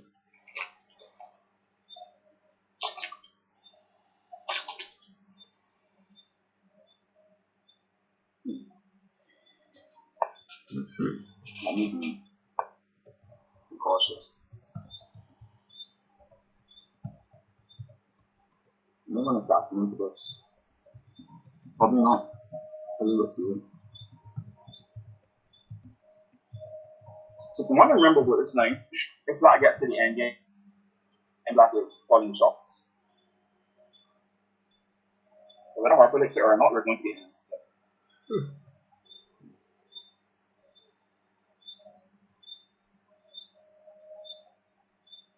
What land do you think? Nah, before it was ping pongs, I know it's just gonna be snacks. So it's not Sheffet. Not sure. I had KFC earlier though, but not sure that. G5 but that looks like easy though. Alright, so I definitely wanted to go to the end game. This doesn't really feel too good. Right?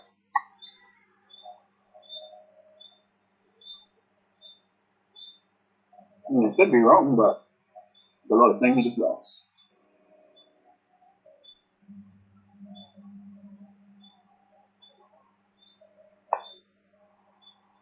Queen D2. And it just feels that it should be looking good.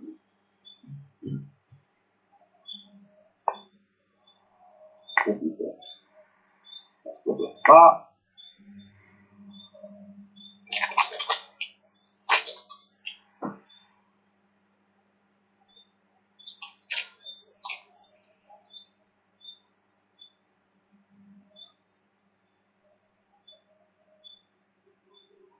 I want to start in some free so bad. It's just not ready yet. Yeah, sure. Yeah, Harvey asking for it, you know. Yeah, sure. Man, basically just includes everything. But it also looks extremely strong.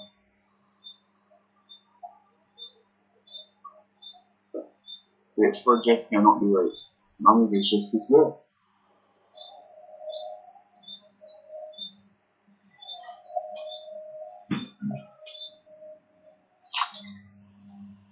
I think it's okay. For this. I should calculate and play them. That was fearless. And play. Yeah, that was ridiculous actually. Yeah, and here it comes. Ah, I'm trusting to play E5.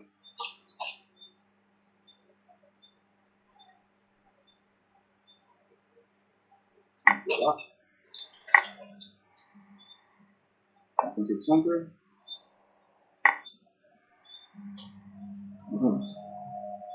Right, so I have to take the connect.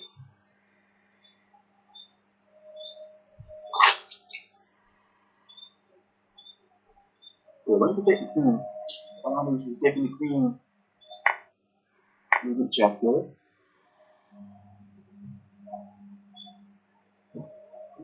Alright, this should be okay for black though. So the bishop on d5, got exchange on g5, this one on e5 is a defense. The king is still playing weak. My king is more or less serious. The real issue is the bishop on d7. It is. Happy to see that. Kimberly, thanks for the follow.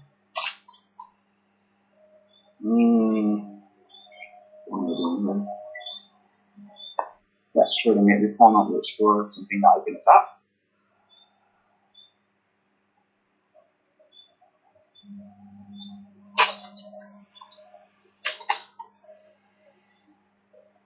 Probably put this like this. h5. I want that pawn to happen. So if you intend to push it until it falls off the board, then I'm fine with that.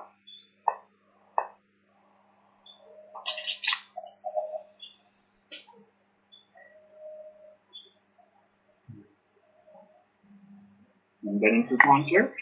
Seems like a bargain. Let's make sure we don't mess up this endgame. This rook is trapped. This rook must be trapped. Everything I know about chess tells me this rook is trapped.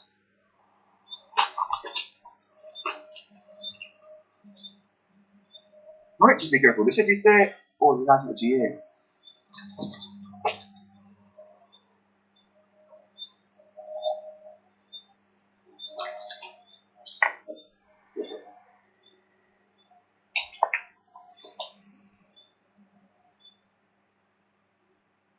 Here. This will pick a context so I feel like I should lose.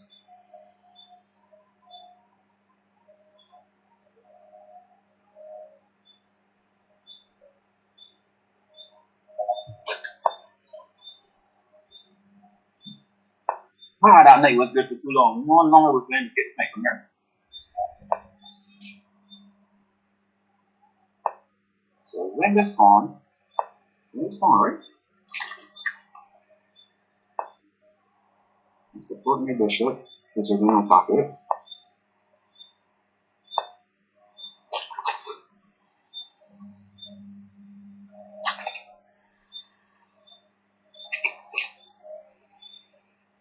Alright. Caution must be exercised. Bishop here, if you take on e6, I should be on, that's fine. E4 check, you move the board there. Okay, a bit tricky. Oh, that looks nice. What do you defend against for that?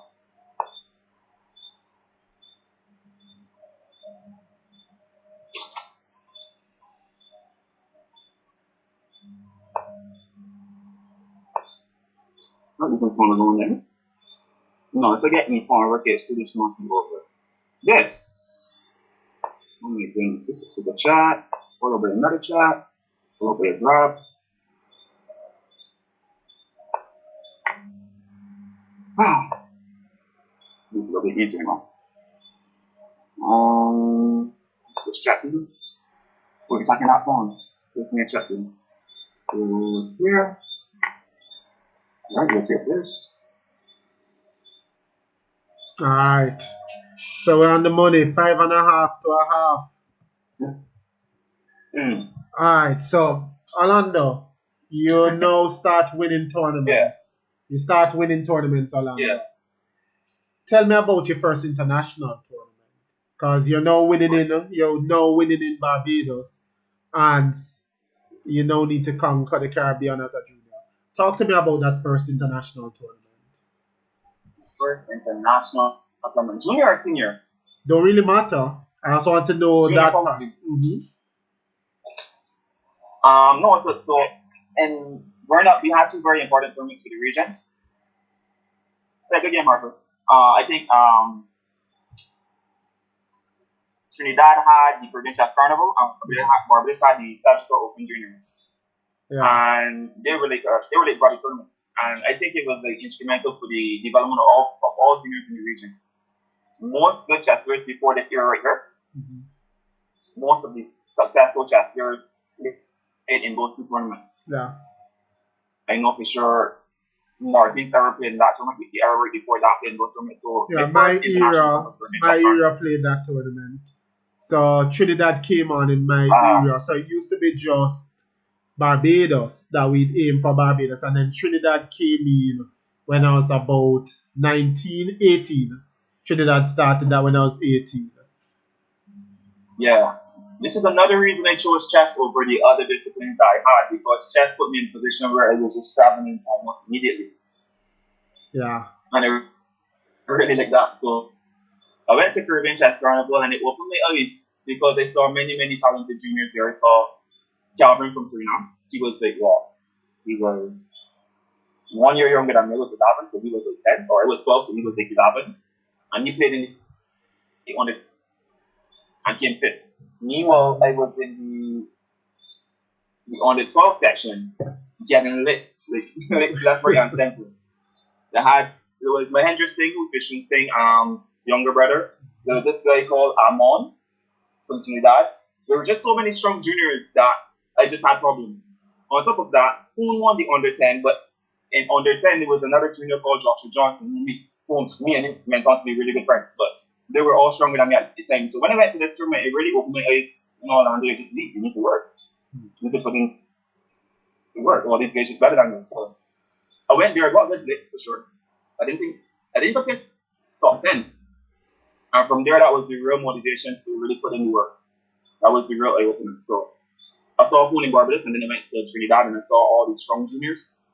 And from there, the real hard work began. Alright, so we started this real hard work. And you asked me a while ago whether juniors or seniors. So that told me what motivated in the juniors. Now let's push along and the seniors. You enter the senior level. Tell me about that. My biggest motivation to excel at the senior level was to make it to Olympiad team. I remember watching our strongest players go off to Olympiad and represent. I would just think, yo, God, I need to do that. This needs to be me. So the motivation came. I was thinking of ways to make the Olympiad team because at that time it wasn't really clear how me as a junior would make a debut appearance on the Olympiad team. What I had to do, what the criteria was. And then I had an advisor. So my coach was Terry Carly, but before him, my coach was this guy called Dimitri Moore. Okay. So look, if you want to make the Olympiad team, there's no way they take a team to the Olympiad and it's only national champion. And from there, my aim was to win the national championship. That was around 2012. No, yeah, actually 2012. 2013 was the year before the Olympiad, and 2014 the Olympiad was in Norway. So my aim from 2012 was to win the 2013 national championship, and that's really hard work, really, because you get to know not just the juniors, you needed to represent on a senior level, you need to perform at a senior level. And from there, I set that goal, and I was able to achieve it. I won the national championship in 2013. So 1 year The after, same year, my FIDE Master title kid. ah, Yeah, so basically once you set the goal, you're just all about this goal. And that yeah, couldn't be easy definitely. because in Barbados, I've been a fan of Barbados chess from young because of Terry. So there's no hiding that I'm a huge Terry Farley fan from I was young because Terry was just my competition, and he forced me to work really, really, really work when I was a youngster. But what I remember about that Barbados field is that the concentration of players, they're just strength. You're not going to get the easy game in a Barbados national. So for a youngster, how old were you at 2012? 2012, I was what, 14, going 15. Right. It was my second nationals. So a 14-year-old saying to my himself, I must win the next nationals. That's huge. What did you do different? Yeah. How did you follow through with this? Because many 14-year-olds may dream of winning the nationals and even tell themselves that. But to actually accomplish it when they set this as a teenager, setting as a goal, what did you do differently? Well, the thing is, the first thing I knew is that I had to take a look at the strongest players. The strongest players at the time were, of course, Terry Fording himself, who ended up not playing. There was Gavin Denny. There was the Lil Warner. There was Love Castillo, who I really looked up to because he went to the same secondary school as me. You really can't go go to the school that I went to and not know of Martin.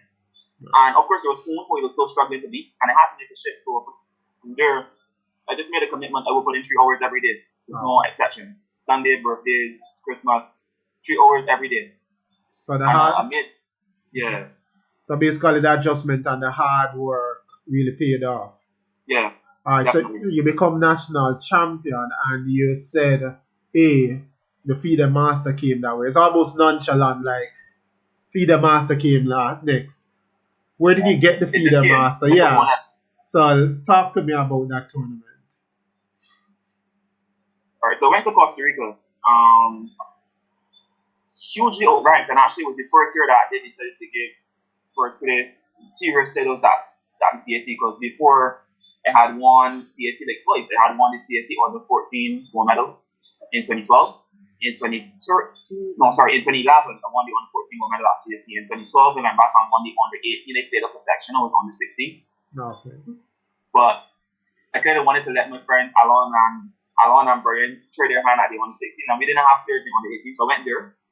And then in 2013, things got real. They started to give up FIDE Master international master figures for this gold medal. So it was much harder. I think initially I went into the tournament like ranked like 9 or 10. And I had my 6 on the FM, obviously, but the most important thing for me was that Poon, I can't remember this clearly, but Poon and Joshua were highest ranked players in their section on the 12. And the winner of on the 12, and I think winner of on the 12 was getting FM.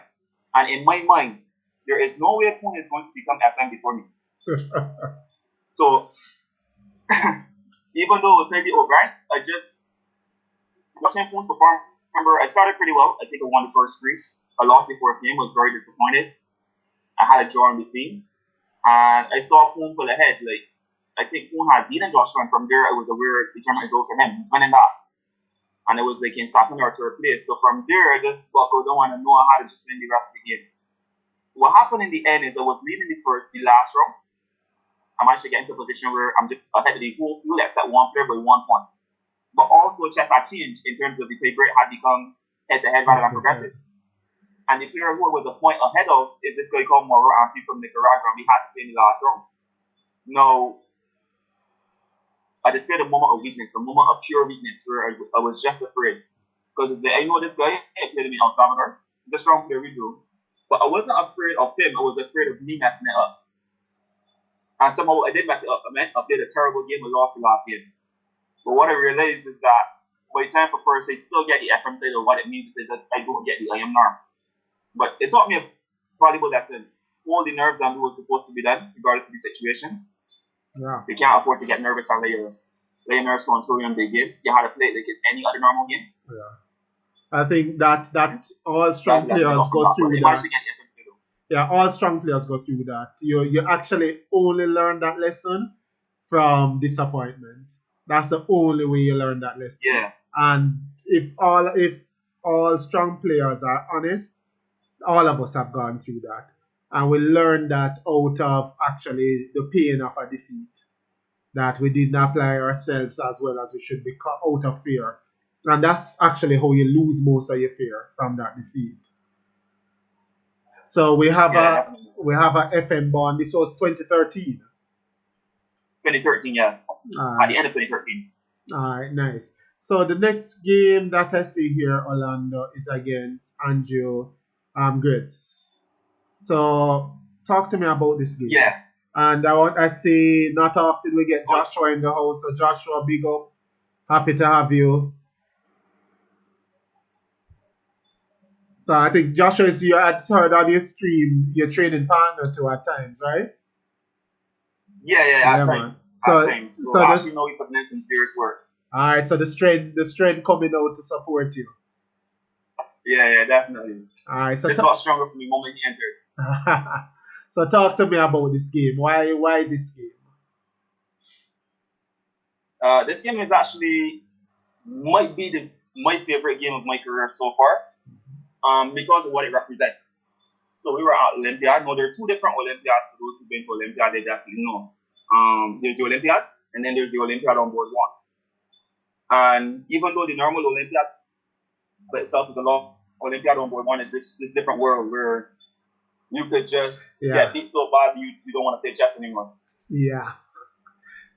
And at That's the the same time, best you're I've sitting heard. looking at you. Yeah, that's the best we have heard it put so far. There are two Olympiads. There's the Olympiad and there's the board one Olympiad. Two completely different things. Yeah, definitely. Now, what my country did to me is they tricked me. My first Olympia was 2014, and they made me play board two. What I realized afterward is they were preparing me to play on board one. They just wanted me to see my first Olympia, how board one would be like before they threw me full into the fire next time around. Mhm. But this game, this game is important for me for a few reasons. The first reason is, okay, by a normal standard, I guess it was happening to be some Olympiad. I was solid. But Mhm. by my standard, I don't think it was helping the team the way I thought I should be helping the team. For me, I thought I had disappointing results. I played like three grandmasters, failed to get any results against them. Not just the results, the games. I don't think were quite quality. I lost to some FIDE master, some African FIDE master. He played very, very well, but I also played very poor, so that helped him. And I wasn't really happy with my performance at all. Somewhere through the Olympiad, the interment team got this terrible cold, so that kind of affected us as well. But at the same time, no excuses. The results have to come in. So this guy was playing in Scotland, and we already made up our mind before we left the hotel. Okay, we're going today, and we're going to beat Scotland. And for us to beat Scotland, it means me not losing on board one. Yeah. That was part of the plan. Now, the thing about Olympiad is when you get to Olympiad, you realize very quickly that plans are made at the hotel, and when you get to the tournament, plans Whole change rapidly. different thing. In terms of my job may have been to draw, but some things happen, and then my job is no longer to draw. You need to win. Yep. So I'm It's playing black here. which is why Orlando, I think the Olympiad, every serious chess player needs to actually experience the Olympiad. It's like nothing you have ever experienced. And that Yeah, camaraderie, definitely. and I remember the game that hurt me the most in Olympiad wasn't even one of my games. It was watching one of my compatriots lose a position, and I couldn't even hold the tears. That's the last time I actually shed tears in a game because you're standing and you need the point for the country not to lose, and you're there for hours hoping that your teammate will hold it, and then you slowly see it slip away, and it's a painful experience. There's tremendous joy in victory, but it's a different feeling when your team lose. And what was funny, I won Ah, that game, but the team losing just tore you apart. It's a completely I different know you feeling. said that.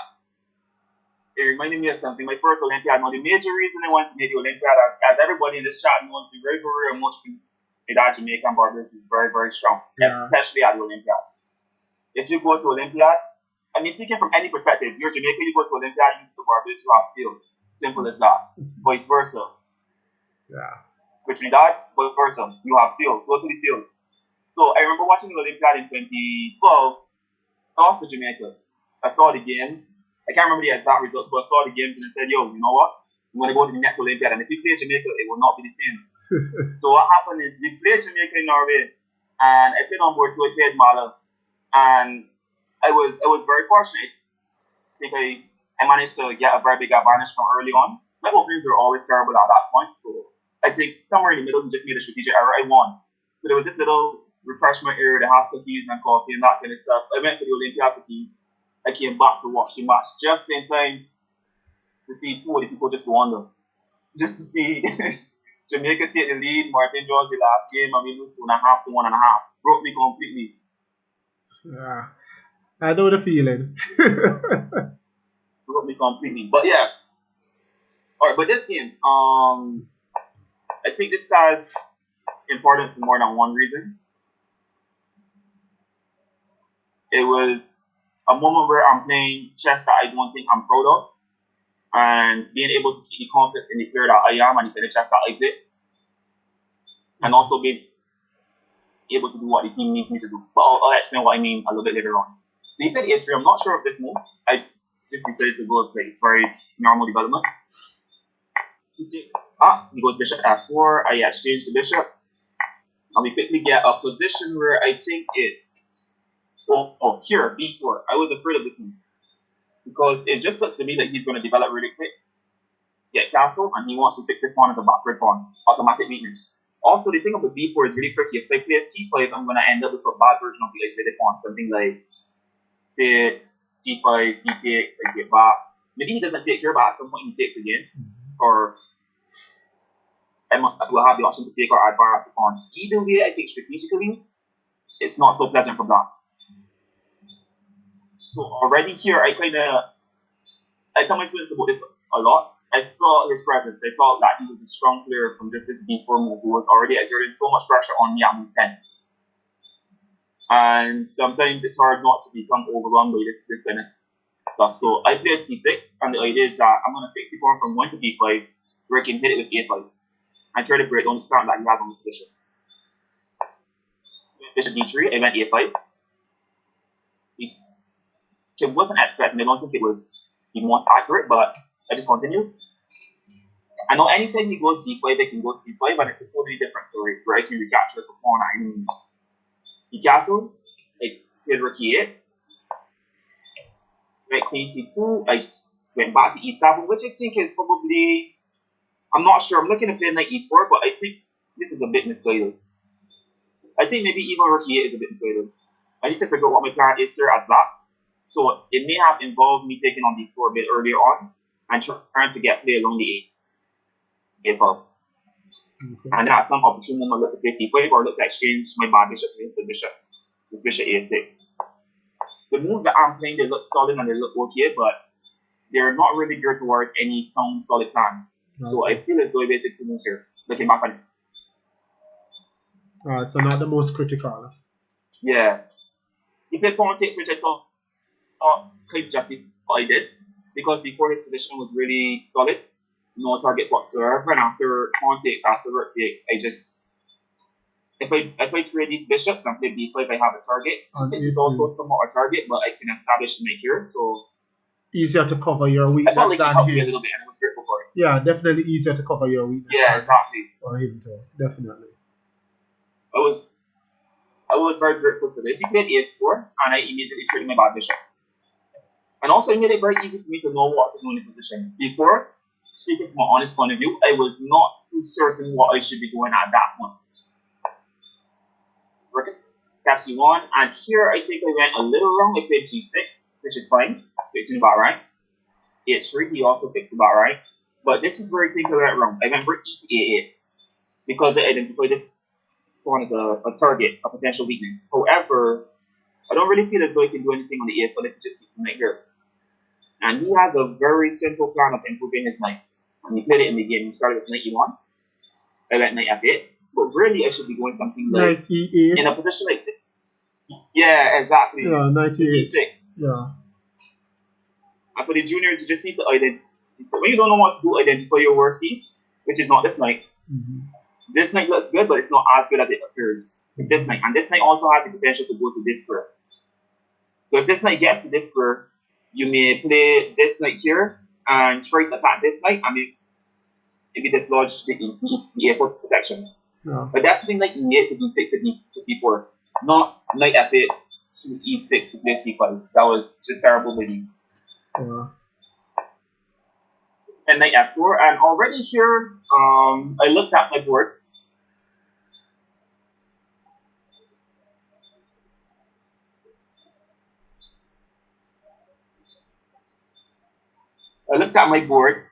And I knew with the engine telling me what the engine is telling me now that this is really not pleasant for black. My pawns are very loose, and maybe there are still weaknesses. My rooks appear active, but really and truly they're nothing compared to his rooks.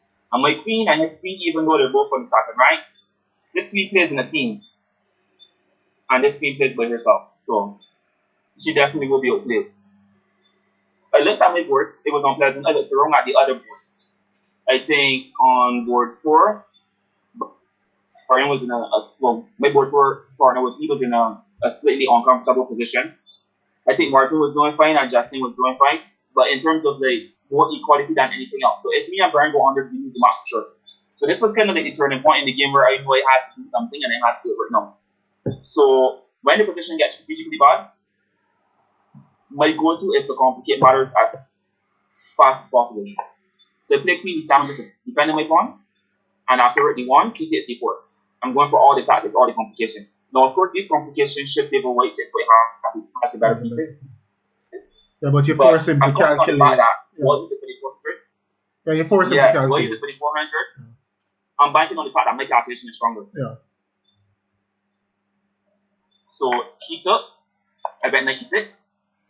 He took on d5, which I kind of expected. I played knight takes, he played knight takes, and here I think he missed a very key, well, a few key details.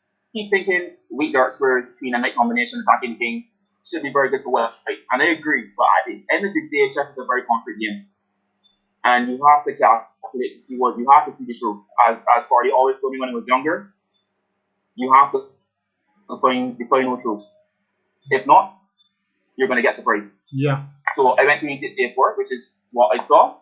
He went queen c3. I took on f4. Knowing full well he would go knight f6. And here, the coach for the Olympiad team, when I did my next move, I saw the look of concern on his face. Now, I saw two candidates. I saw king f8, and I figured, you know what, king f8 looks totally fine to me. He has knight takes a7, and he has the option to repeat the position, and the game will draw. Mm-hmm. If he wants the game to draw. If he wants to continue, he can continue. But Olympiad is a team sport. And judging from how the positions looked, where 4 was going to win for sure. Board 3 and 2 looked very solid. And if he draws on board 1, he should be guaranteeing the win for Scotland. So I decided king g7 to calculate something different. I think g7 king definitely g7 discovery. No, the engine says it's exclusive for black. I disagree completely with the engine. I thought here, ultimately, that black is a bit worse in an unclear position. And that was based on my calculation. I saw that I could play b5 and introduce my rook into the defense from the far side. Mm-hmm. Now, the reason this move is important for me is because I was having a terrible tournament. And when you're having a terrible tournament, confidence is very low. Yeah. To play this move, I had to trust my calculation. And it was also the move that my team needed me to play, whether it's what I believed. The team needs me to win this game because of what I see happening on the other boards. A draw is the same thing as a loss. We lose the match. So I went for the win. I went for the complications. I played b5 here. Mm-hmm. I played knight h5, and I played king f8. This is exactly what I saw. And the critical line that I saw is queen g7 check, king e7, rook e1 check. I would block off my rook, and I think that objectively there, the engine can say what it wants to, but I'm fine. Mm-hmm. And I also saw f5 in this position. I can't remember what I calculated after f5, but I also figured that I should be fine. It was a toss-up. Mm-hmm.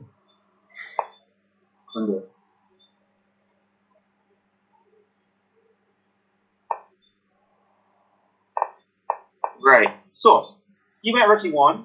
Kind of a tricky move because he's saying, queen g7 is a maiden threat, queen h8 is a maiden threat, or you're going to stop it. So I played rook e6.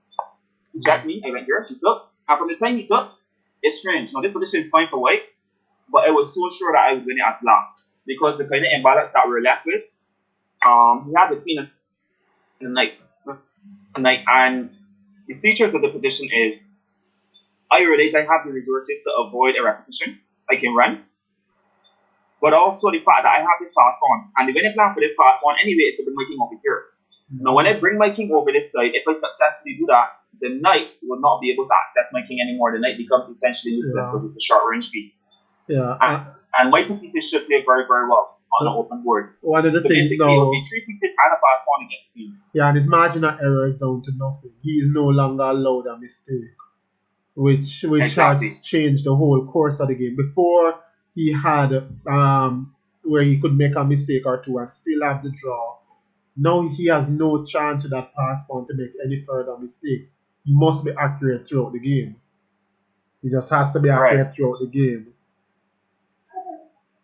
The other reason for this is I thought both guard time was very low, but I was confident in my ability to handle. So he started with queen at 6, which I thought already that was a mistake. Yeah. Because you're taking away the square from the knight. Yeah. Okay. So here my evaluation already changed to black is almost winning. So you're going to In want terms that of king like, over. yeah, my king has to go forward. But the thing is, I became slightly afraid here. I went king d7, which I thought was a bit safer. Okay. He took, went to c6. Uh-huh. He checked me. I went to c5. Knight f6, bring the knight into the game, which I think is another mistake. I think he's better off looking for some repetition, which I think I can avoid. Mm-hmm. But knight f6 is a tempo, and as my coach always tells me, time is the currency of chess. Time is the money of chess. It's To gain anything or to definitely. achieve anything in chess, you must spend time. Definitely. And this time that he spent just now, I'm not sure if what he got in return was worth it.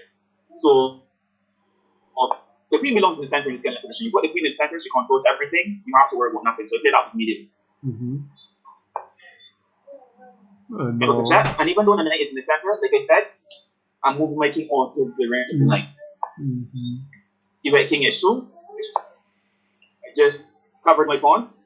I'm still not sure what the most accurate way to play here is, but I feel as though I put my rook on the square where my queen protects it, the rook protects everything else, and I'm free to And the move my king pieces again, are coordinated.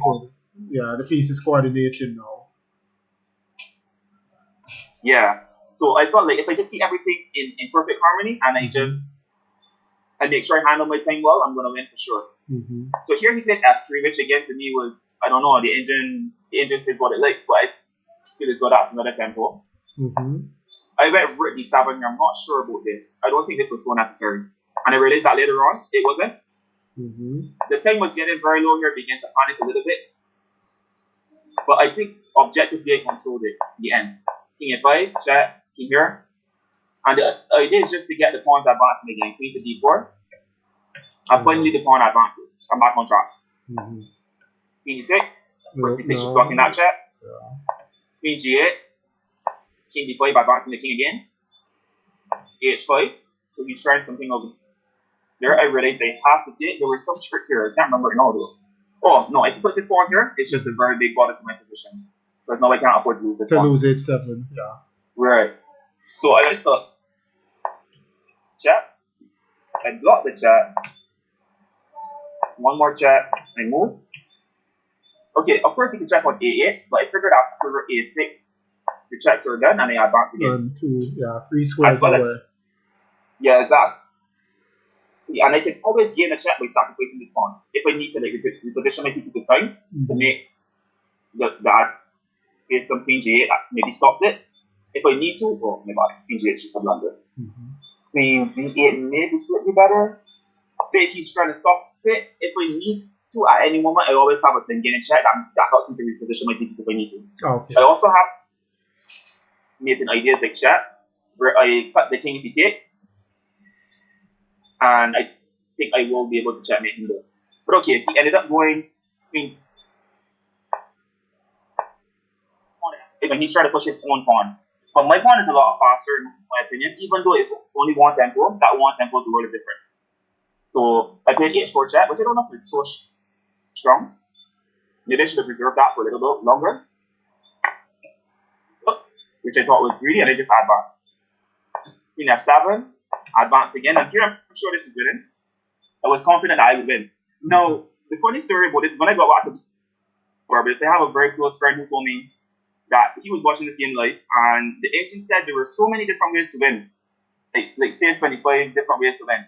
And Lando found the way that he chose like the worst out of the 25. He said I chose the worst way out of the 25 ways. But I was just searching for the one that I remember, the one that I know wins for sure. Because here I kind of played a lot of moves that were unnecessary. Like here, Queen G7 check, and I went off on some tangent. Queen C7 check, King G4, King C1. I'm not sure if all of this is necessary. Yeah. But at the end of the day, I was sure that I was winning. And that's the key. And after Queen E7, yeah. So one of the things I always laugh is when people tell me about my games using computers. And if you don't play at a certain level, to feel the stress of finding accurate moves of the pressure tournament, everybody's a grandmaster with a computer. But everybody. But to convert these games with time going down, with the pressure of the Olympiad on the shoulder. It's completely different. You look for the you look for your Yeah, comfort zone, the way you know how to convert. You're always looking for that way that you know that you can convert, and you will push aside many, even if you know stronger moves, for that comfort zone and carry home that pawn. And when you play competitive, yeah, that point, that comfort zone. yeah, when you play competitively, you know that. And you smile when people start telling you, you miss this, you miss that. And sometimes it's some 15 move sequence that there's no way anybody sees. And you have to go, okay. But Oh, yeah, you got the result. yeah, the only thing that matters is You the got the win. result. Exactly. Exactly. So Queen A7. Queen A7. I played King D5 here. I'm not sure why it didn't continue. Mm-hmm. And then he flagged. But basically, the issue he had is that I was queening in this position.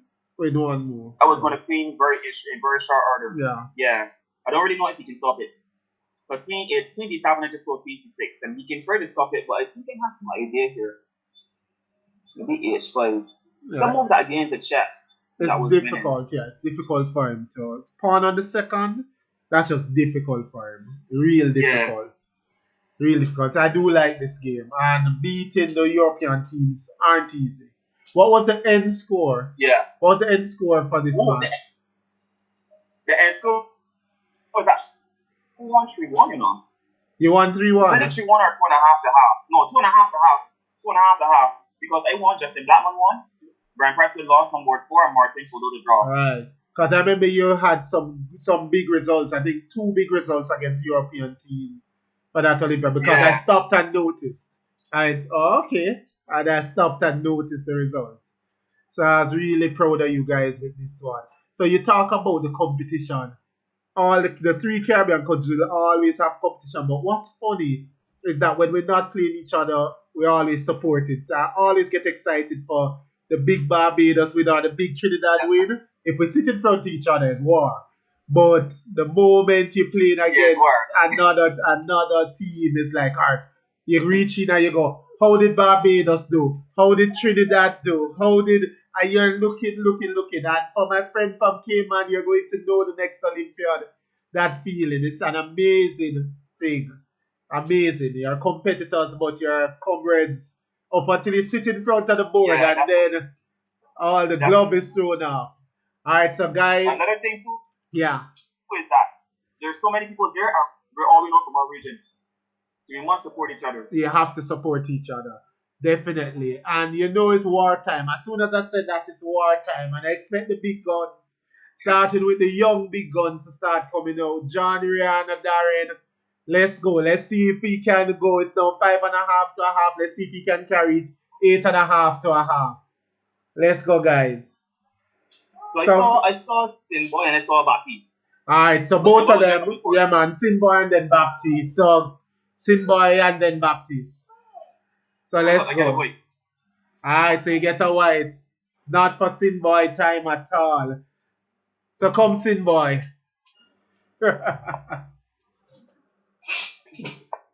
Oh, so some kind of system. Let's see what's happening here. A notch surf. Oh yes, we can have some fun. This time. This time. Oh goodness, that is. So, what do I remember here? Yeah, this is the thing where I go back to H1. There's just G5 stupidness, right? You just calculate quickly. H4, right. I think G5 is what he's going to do. Oh, okay, surprising. I think that maybe slightly inaccurate here. No. Be careful, bishop D3. G5, no. Whoa. Oh no, this is normal stuff. What are you talking about? So take, 85, King2, knight F4, so I'm going to use knight F3, H takes on bishop G3.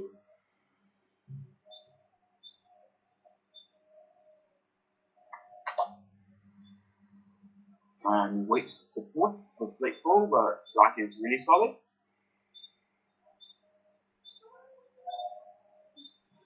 Ooh, he's thinking. That's good. That's very good. Take on that too.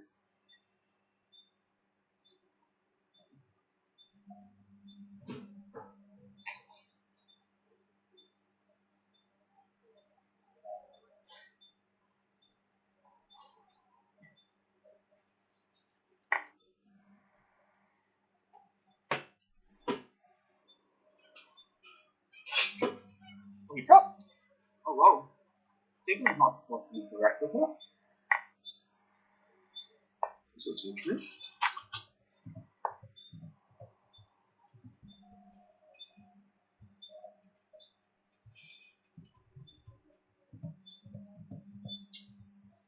Alright.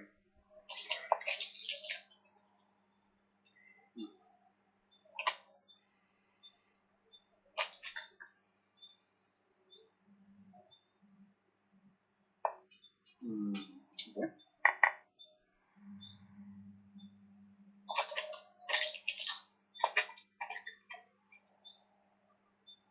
This way came with that. Alright, so my preparation ends here.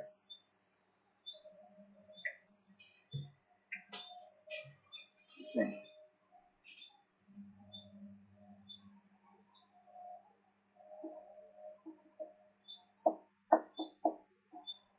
And you had a slip phone. Okay, 7. It's not true correct. That feels like a blunder. So now I remember. It's 7 not in the Okay. Target 6.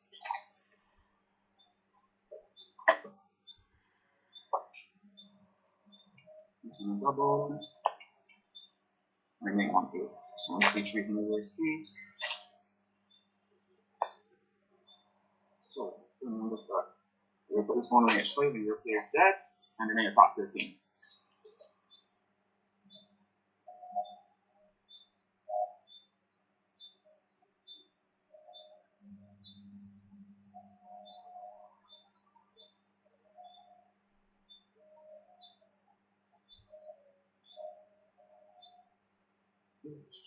So let's see. What is this girl name? Such an insistent number. She's better socket.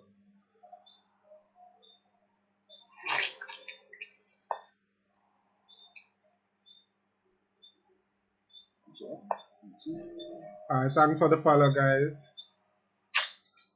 Good day.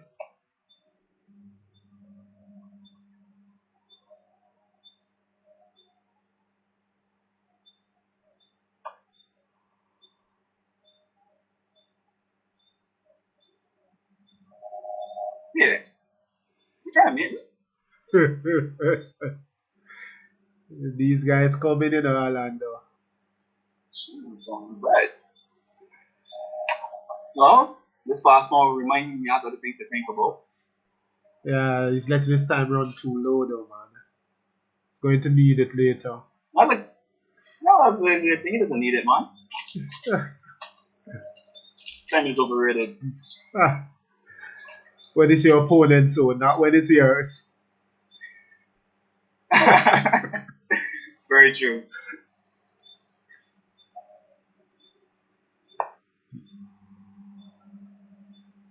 F6. Now that E6 one looks like a big target. Not a small one, a big one. We're at DG1, A6. DG7. Maybe just improve. I don't know. This one looks good.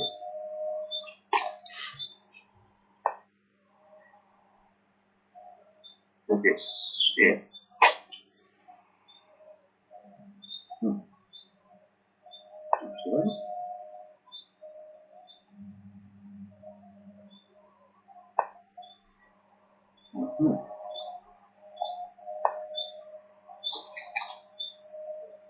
Alright, let's win this one now. How do we win this? We must have a big advantage here. E6 is very weak. Knight F7. Bishop G4 is begging to be played. Not even calculating. Oh, the king is on D8. That is bad analysis.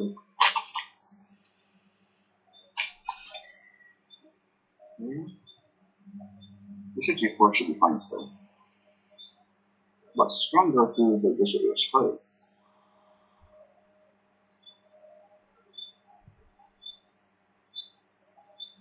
Okay. Bishop H5 is probably stronger, but it is one more. Bishop back to himself. Don't they have that? Isn't it just me?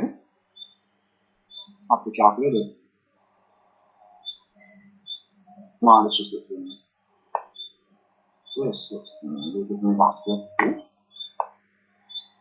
I'm jumping in. Don't have to invite me twice. You know this is a chat. Mm-hmm.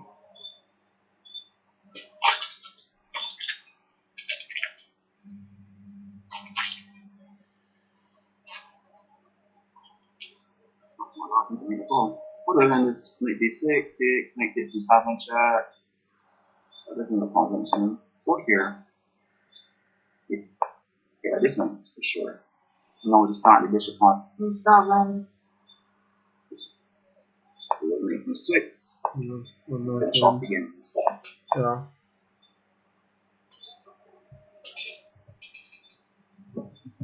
Alright. Alright, Baptiste. nice That's finish, one yeah, to see man. next. So Baptiste time.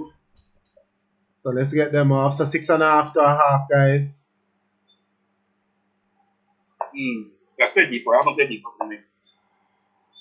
Yeah, Marcus, I agree. Native players need to play back through the episode to see it. A number of gems there. The Native. The Brunfell, nice. You know, when I was younger, I've been keeping Pitterson against me a lot, especially before, because I was a big advocate for the Brunfell. It was very annoying, so let's hope it can give him some problems the same way it used to give me problems. So the idea is that I play e4 now and take out the bishop, and then I just play chess.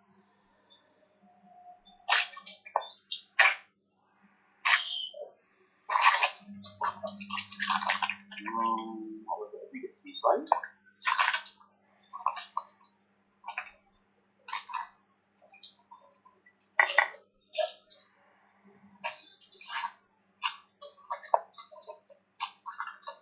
I told you before, you know, John.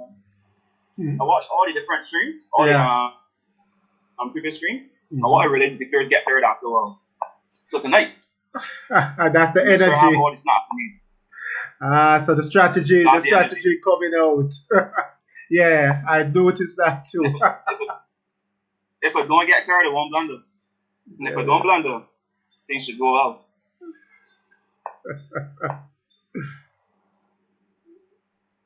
It was going pretty fast though. Now his game song looks really bare though. Can you catch us with this?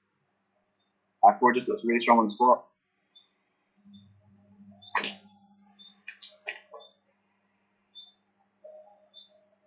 Back4.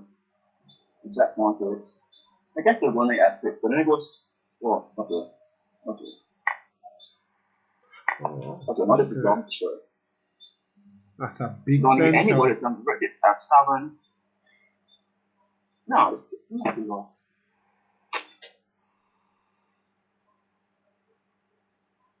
Who cares? This f7 does not work. I mean, it's 6 struggling with this f7. What does that one work over? Probably because my opponent's to turn it. This is the most intelligent way to continue. Let's try this. I don't have 2 minutes, 6 in the morning. Anyways, let's try this one.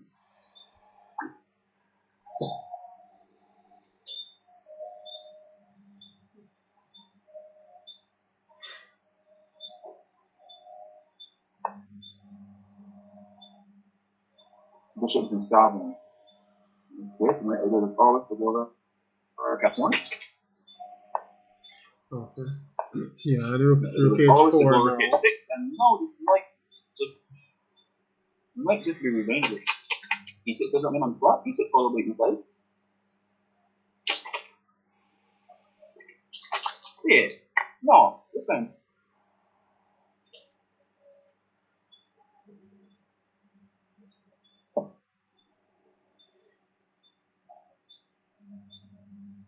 No, it's a little bit wins. Did it so fast.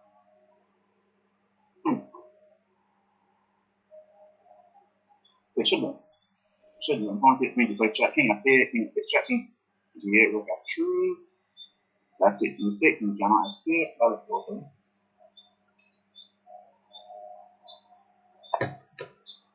C4. Queen s6. Actually, I don't really need to do much sharing on this move itself. If I just go back to the h3 or c4.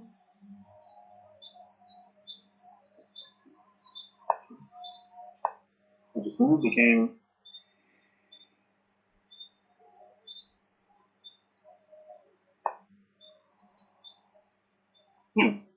So queen h6 is defendable. Oh, king takes e5. Oh, shit. Oh, that probably was winning as well. I suspect that d6 just means no, but Yeah. back to c5. Alright, if it's one thing I know about chess, queen h6, queen takes e5, pawn takes e7 wins on the spot. And if you know me, I really not calculate anything else if that wins on the spot.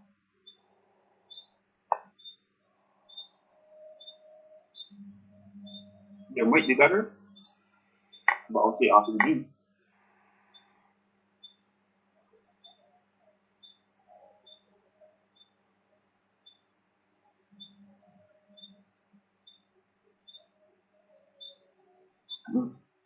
Definitely will say after the game.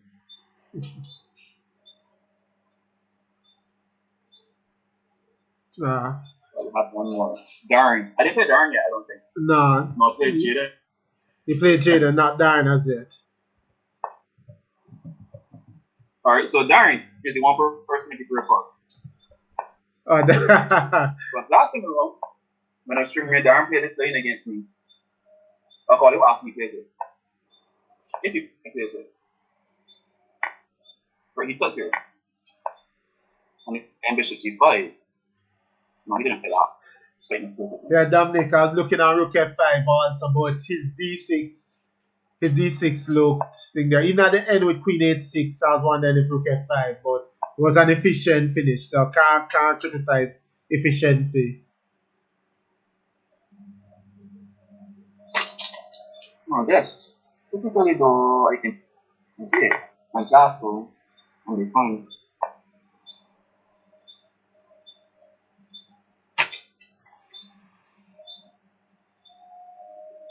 Rihanna, don't see you play yet, so I'm taking it the next three you'll be playing. Rihanna? Rihanna. You play Rihanna already? No, she hasn't played as yet. Oh, Rihanna. Yeah. Oh, I thought you said Rihanna. No, man, Rihanna.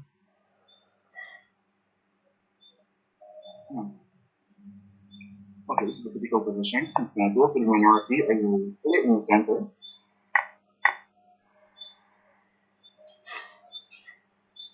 Probably before now. Actually, no, before now is a blunder, I think. Maybe too. Not so much better than this. So, that's good.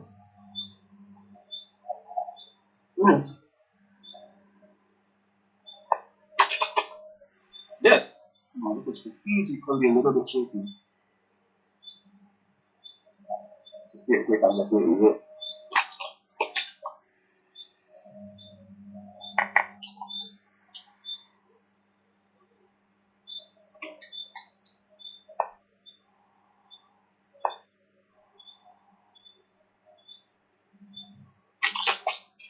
Okay. Taker should be happy here. Just keep improving pieces. If he has to play, when he can't play between your two hands, what's the deal with this? So it's a bit shaky. No, you definitely can't play F3 after play F5.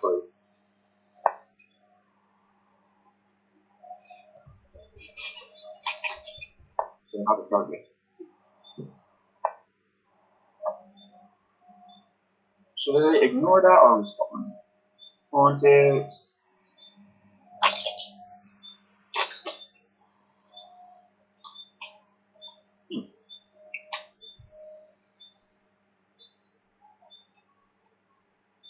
I gave my student a book. It's like a classical book. And when the topics in the book, it talks about like, the perfect defense of the king. So the book was saying, Angler, have the 3 pawns on F2, G2 on H2, and the knight on F3, you won't get middle. The one typical trend I see here in these games is that these guys like to leave their king with pieces. They like to make kings. So my young players, I teach them that the bodyguards, so those bodyguards must move. They're Yeah, there just to protect the king, so I tell them that they're bodyguards. yeah. It is BTS A5. So we get a middle. So I guess Queen H4 or H3 and thinks it's fine. Okay, that's that. You know, like, so walk in. This rook takes H3 looks very dangerous to me. Knight F2, nah. A rook G6 going on the spot. What am I saying? Rook G6, you have to stop. Okay, I'll take it.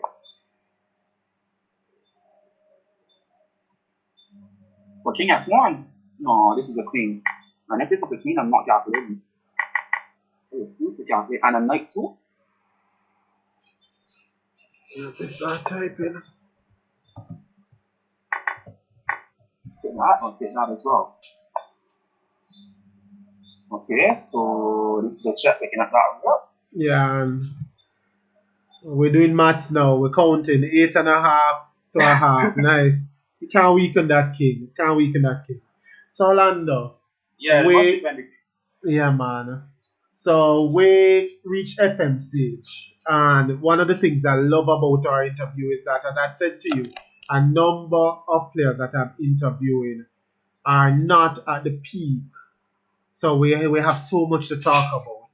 So you got the FM, that was 2013, and now walk us to the IM. Walk us to that journey between Oh, yeah. FM to IM. Boy, your journey to AM was a very painful journey. I have probably missed out on the IM title like 5 times before I got the IM title. And I don't mean like I went to tournaments where I could get it. I mean like I went to tournaments where I could get it.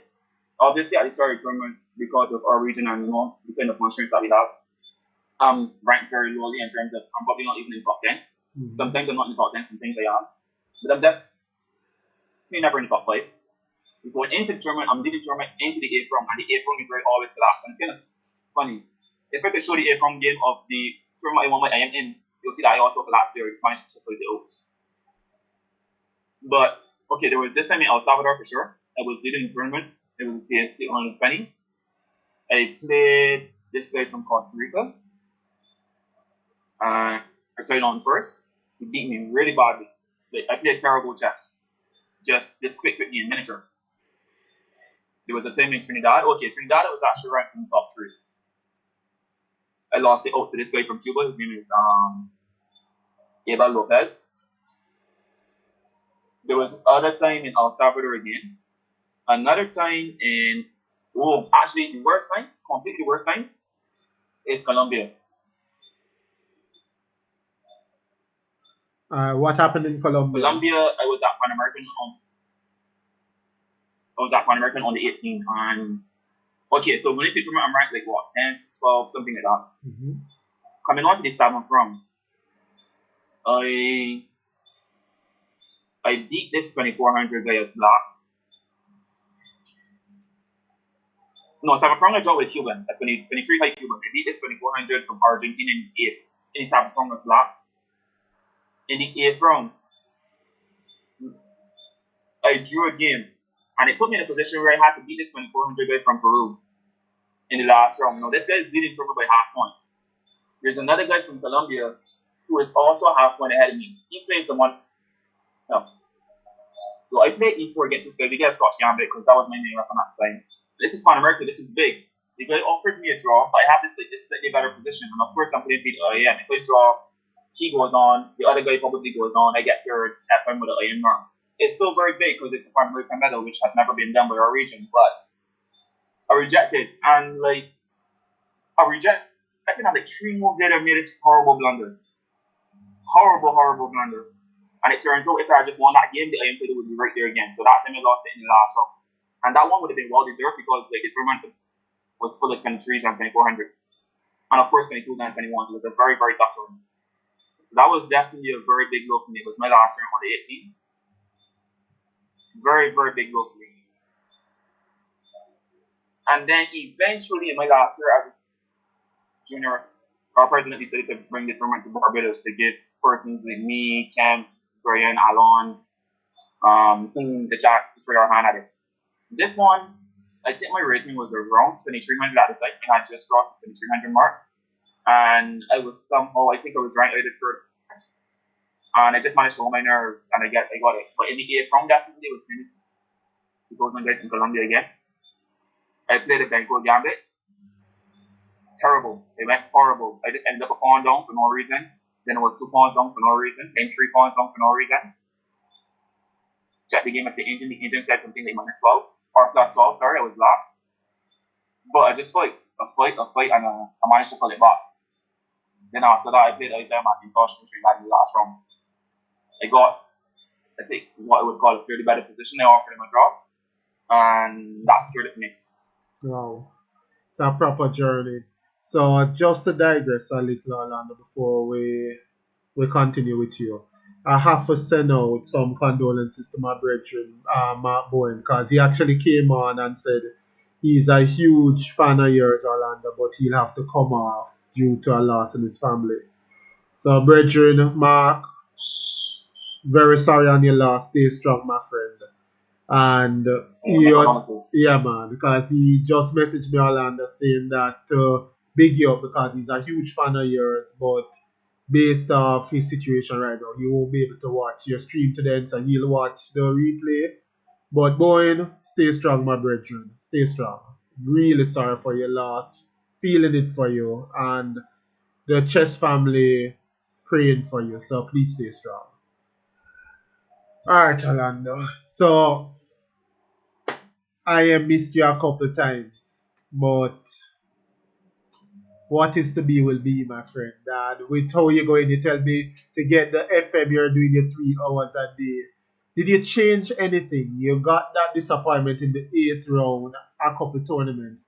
Did you change anything with your preparation or your mindset to carry over that hurdle for the tournament that you actually got it in? This is where I need to highlight a few persons. First person is Terry Hardy. He was instrumental in me getting IM. I can't forget that. Always have to give him the props for that.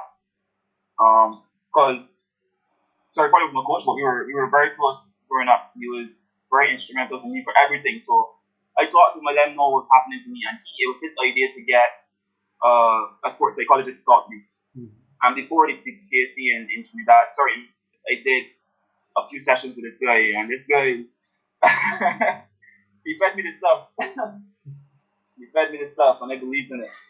Good. He gave me a few keywords. My mindset totally changed in terms of my thought process during games. Rather than thinking I don't want to mess this up, I face the fact that nerves are a part of everything. Everything. And nerves really just means something important is about to happen. Yeah. That's really all it means. If you can control the nerves, then you have everything wrapped up. I've never thought of it that way.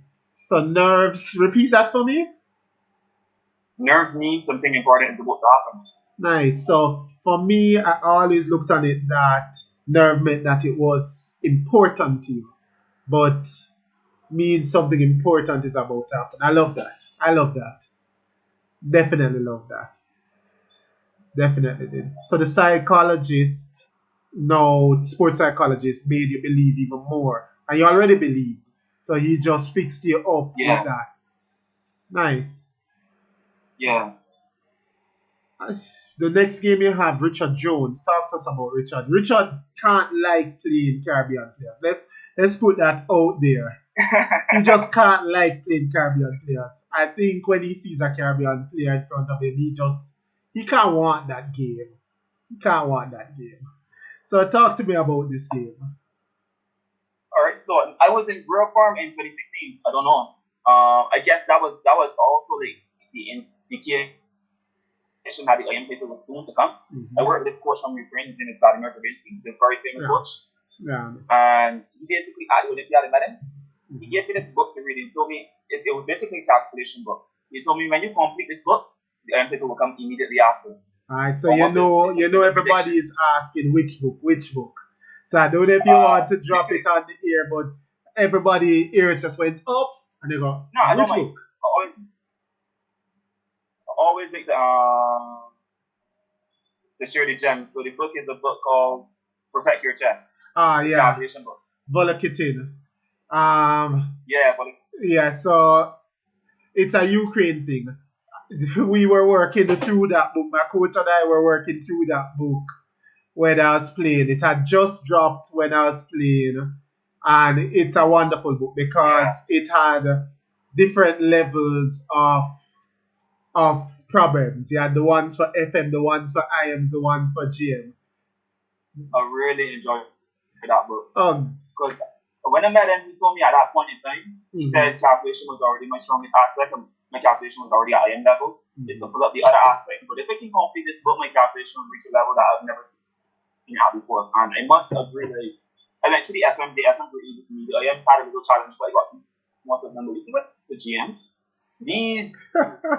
these positions, it's like this is where I first learned to analyze it for strategic aim. I so, guess that's the easiest way for me to put it. so Orlando, Dominic is saying that I so feel you, Dominic. Dominic is saying it's the only book to make him cry. Dominic, try imagination in chess too. It's Yeah, not bad, but perfect your chess. You'll take it personally. You'll yeah, take nah, it I appreciate that, personally, that man. book. I appreciate that book, and since then I have never come across a calculation book as useful as that one. So I've been trying, but that set the standard so high for me that I'm just disappointed in what I yeah, read after. imagination in chess not bad. So that's old school before perfect your chess. Yeah, So that's not bad. But perfect your chess, you take that book personal. I know I throw that book down a couple times. Like you're analyzing something for 15 minutes, you miss one in between moving the analysis that throw it off, and yeah, you just sail the book across and the it just room. vex. Yeah, vex because if you find the answer, you get this feeling of fulfillment now. Yeah, man, it's It's like just yeah, good. It's just good. But I perfect did your that. chess, But definitely. Miss wants even more. Definitely. But I enjoy that book for sure. Alright, so guys, you hear the gems being thrown out there. Perfect your chess. It will make you cry, but it's going to make you stronger.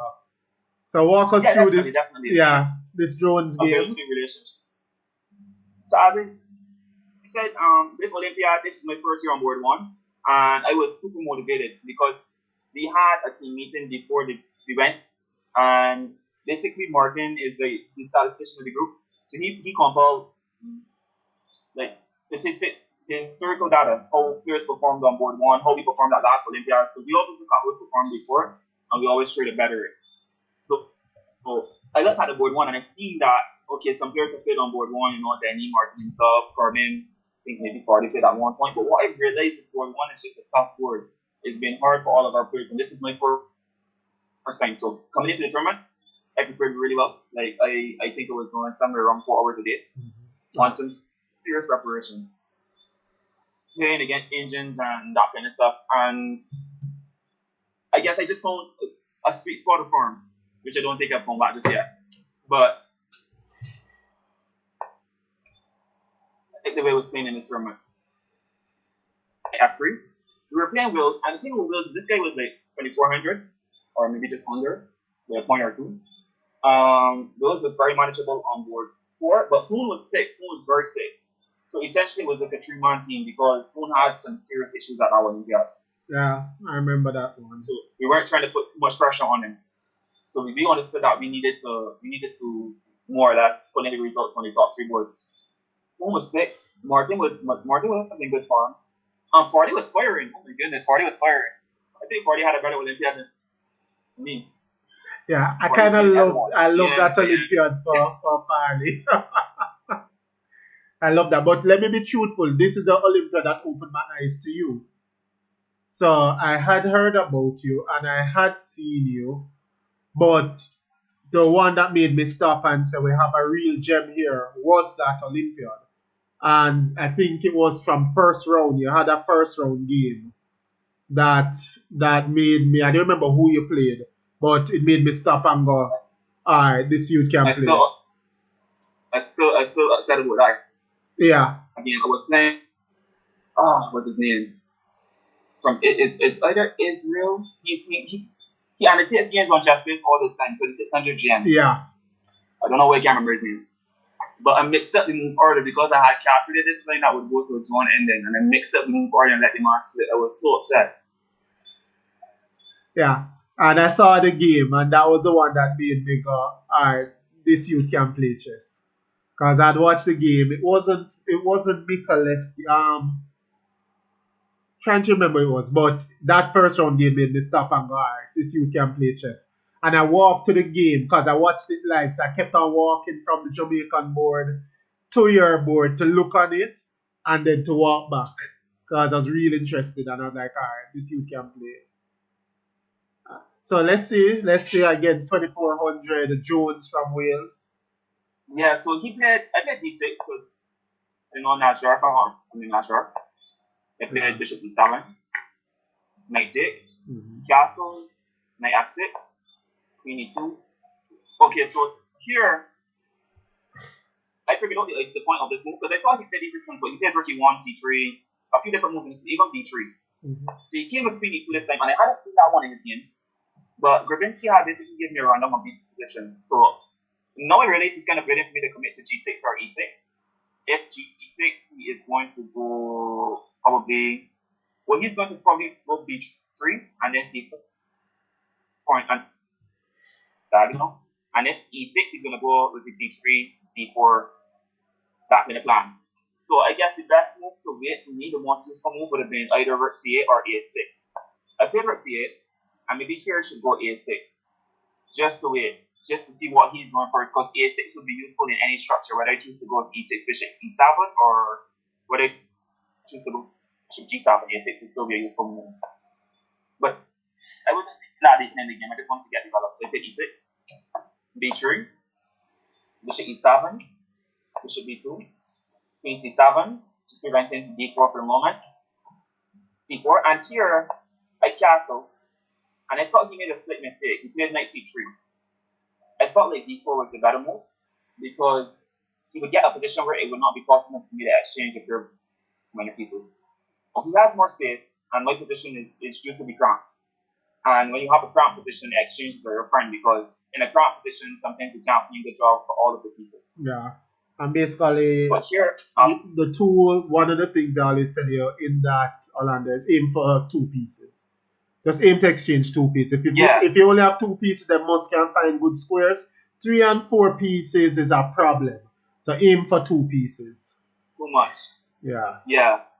So I played knight e5 here, and I was definitely happy with the structure after knight takes pawn takes because I put a big clamp on d4, and this pawn becomes backward on the target, so it just double on the enemy. So he just played d4. I took, of course. I took again, and now I think knight d5, queen d8. I have a very, very good version of the Maroxy here. After a6, d5 is a threat, so a4. And now I just basically need to figure out what I should be doing. And I Yeah. identified my knight. And Well, you have in gotten the the two Maroxy chart, pieces off, which is critical. So now you can go about exactly. your first job has been done. Get those two pieces off. My next job now is what this is the first time I heard of this term. Robinski, well, Burdick would call it phase-two thinking. So in some parts of the world, it's believed that chess has five phases. And by thinking of it that way, basically the gist of it, instead of finishing development sometimes is more important to achieve a strategic aim. So rook d8 feels like a very natural move, just centralizing the rook and bringing the last piece into the game. But I think more important in this position is to control the dark squares, to get my bishop to contest this bishop, and to put my knight on c5 or e5. So I went for that one instead,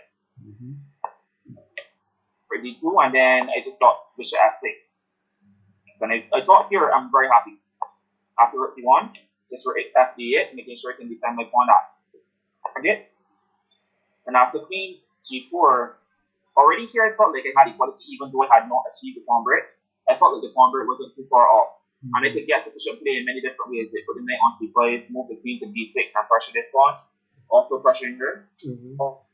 Or I could put the knight here and just look at some targets on the queen side with some ideas. So I played knight e5 because that looked interesting. And after queen g3, I just went knight g6. And now my plan is that I improve my knight from d7. The knight is better on g6 than on d7. It helps to protect the king, and it has more of a influence over the center. Pretty close 16 squares. And also now like it's threatening d5. Yeah, play the dark squares here now.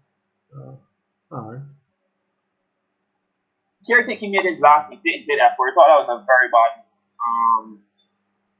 I was expecting, I mean, the position, it looks nice for white, but it's actually very difficult to make a good move for white, if I'm being honest. You can't move this knight because you allow another exchange, and d5 probably comes into the position. Bishop a3 was another move that he could try, but I feel as though I had bishop e5 with d5 ideas yet again, which kind of hit h2 as well. The position was hard to play, but he played f4 and he played it really quickly. And for a moment, I wondered if I had missed something, but I just went with d5 because that was my intention.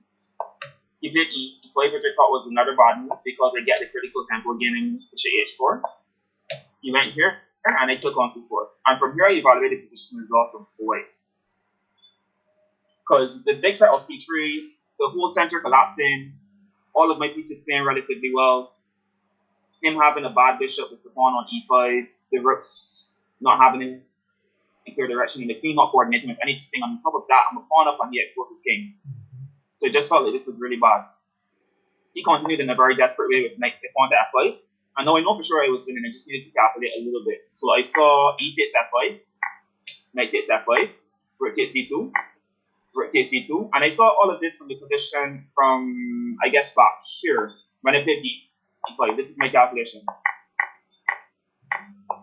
Rook takes c3. And the critical move that he had here, which I saw, was rook c2. Because everything else for me is losing. And I saw that his idea was pawn takes, rook takes, queen takes, knight h6. Is it knight h6? Yeah. There was a draw. Where's the draw? I need to find the draw.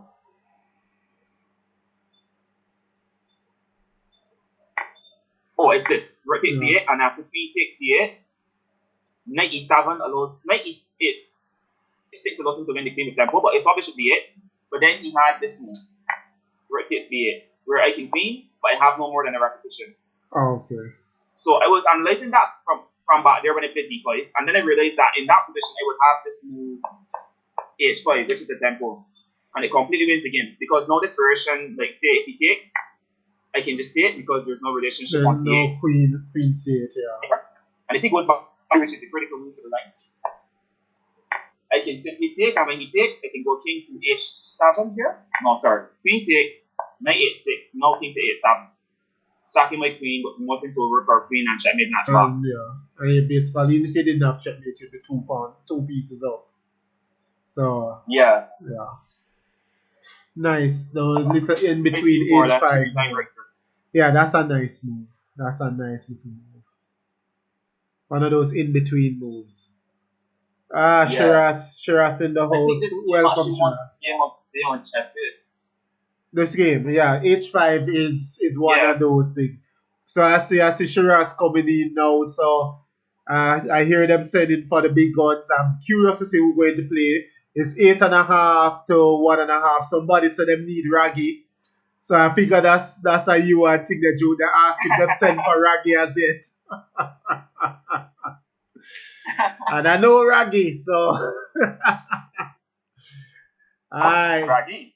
So they're sending for Raggy. Raggy has been booked a lot now. Yeah, and it shows in his commentary. It shows in his commentary. His commentary quality has been tremendous recently.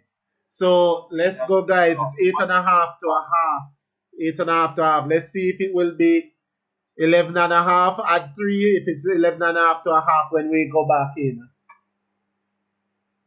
It's definitely a All right, nice I'm seeing game. a challenge from Ruby. Yeah, man. She was first up and then anybody else after. So let's go. All right, So this is no problem, no Rihanna. problem. Let me see. Oh, English. Oh boy, that's Jamaican. No, land of English and French. That's all it is. Oh my goodness. Oh, this line. I have some nice prep here, you know.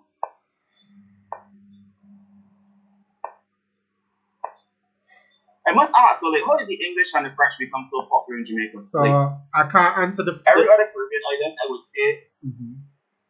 Mm-hmm. So the French would have been from years back where I was pushing the French and I taught Mikhail. And Mikhail was my student, one of my students I'm most proud of. And we did a lot of French work. When Mikhail then became a coach, he advocated the French really, really hard. And all of his Mm. students, a number of his students excelled. And it was just French country. Thereafter, it was just French country. That was funny because I'm a Sicilian player, but when I was going for the IM, I changed to the French. And I was only playing French between 2010 to 2012. Basically, just the French, pushing for the IM. And after that, everybody was playing French. English is a more recent phenomenon. Hmm. And I think the Yeah, likes, English is crazy. yeah, man. So the English is a more You want recent to? phenomenon. I think Joshua, our Joshua, has a bit to do with that English phenomenon in the younger players. We always had Malaku, Leighton and um, Russell Porter. Malaku and Russell Porter were the outright ones who did it, but our young Joshua is what really popularized it in the young Jamaicans. As well. Thing is, when I think about Caribbean islands, every player in the Caribbean island, like, there's no this thing. I think okay, in Barbados, maybe a little while back, the national star would have been a big thing due to third party, Which is which fine, it must right? for sense. Yeah. Yeah, that's because of third party for sure. But when I think of it really, in seven, I can't really think of another Caribbean island that has an op is so important to them. Like the English and the French seems really important to Jamaica. Yeah, we take it personal and we defend it. Yes, it seems that way. Maybe 7 pounds? Can you take maybe 7 pounds? I believe the land, you know. Okay, you can have it.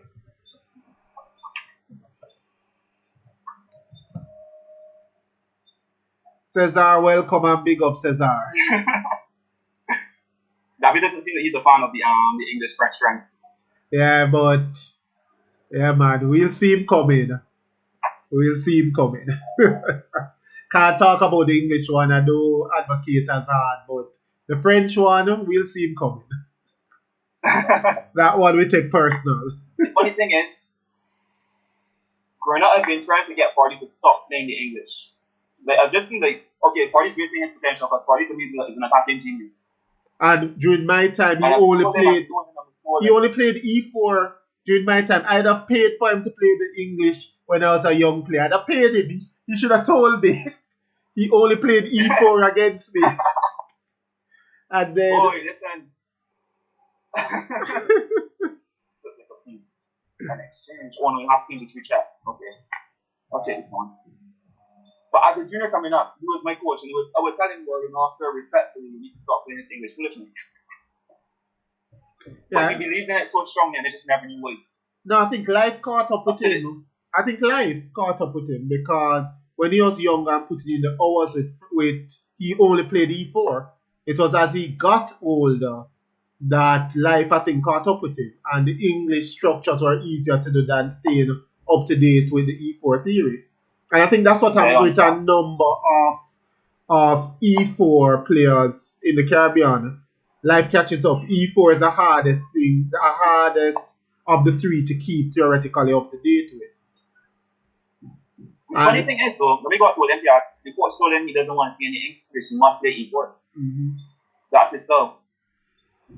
yeah, it is, and that's what he should play. And it's funny because I can relate. Up until I think 97, I was only an E4 player. But then life caught up, and suddenly D4 structures were so much easier than making sure that I knew everything with E4. The E5 and Sicilian aren't the easiest things. Yeah, and I definitely understand. I mean, okay, to be honest, when I reached a certain level, I realized that D4 is the way to go. In terms of I'm an E4 player and I love E4, it's always my first Mhm. stop. But my style changed toward suiting more D4 chess. Yeah, And I've been getting better results with D4. yeah. Which is the problem with D4. So by right, when I started playing back and I started playing D4 because it was from a break, I think the bad thing happened is that I didn't lose games. Had I lost games, I'd have gone back to E4 and played E4. But suddenly when you start getting results with D4, it's harder to talk yourself into the work. Yeah, very true. Very, very true. She's trying to tap my knight. So, what if we start her? That's not allowed. C5 doesn't win anything. Okay, we get skills off the board. So let's do that. Take that, put the knight on C3, and just should win itself. Like a decent chess. All we need to do is play decent chess. I'll expect that. Decent chess. Agreed, David, but please don't be playing Yeah. D4, David. Stick with your E4, please. Oh dear. Okay, so you can take and push the pass pawns, right? So David's saying real men play E4. Okay, should they take E4? So real men play E4. We'll run it down about that, David. But guess what? D4 for me when I come back, if I come back. And we can argue about that part. So 9.5 to 0.5. And let me do this coach's cursing. They say whenever I say the person is going to win, they lose. Who is next? Let me test this out.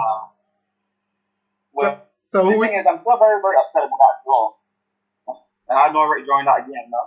So, Something tells me you'll be playing more than 12, so you'll get your chance. We still have a little discussion to go. So who is challenging you now? I don't see any challenges actually. It's open. Alright, so guys, remember, keep the challenge. Keep the challenges coming in.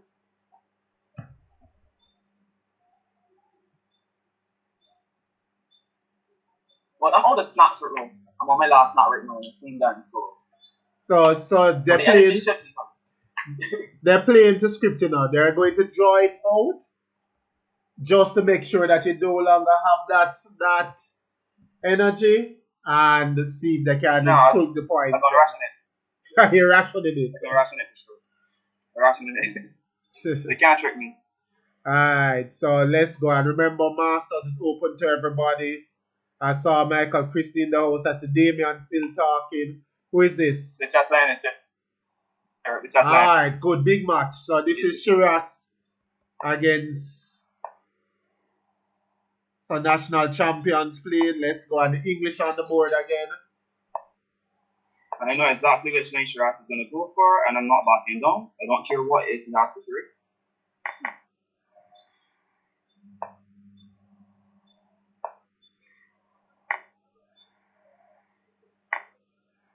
No, typically I take this line's back to black. And I probably wouldn't play this in a tournament. But I'm very interested to see. Shiraz found it. Not really an issue. Okay, but we still have to play chess, right, Shiraz? Still chess with one. Yeah, okay. Sure, go ahead. Wait, no, we had this game already. I think you cancel free, so here.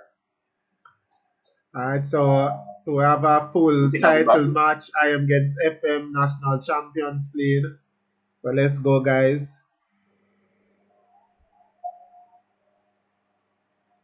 Let's see what he does. Don't worry, Joshua. Your time to try to get 12 and 0 will be coming up shortly. So let's see. D7. D7 here. Hmm. D7 is that losing?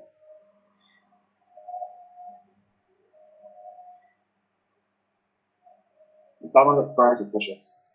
D7 bishop takes, bishop c6 is probably more as precise. Followed by no, D7 is not that good. Bishop takes, bishop c6, queen g3, just take on that bit now. And then rook e8 to come, the king cannot get over the center. So this 7 cannot be good. Yeah, you must got so. And the engine, from what I recall, says bishop rook e8 is best here. But I don't believe in that d7 now. So I prefer to stop the exchange.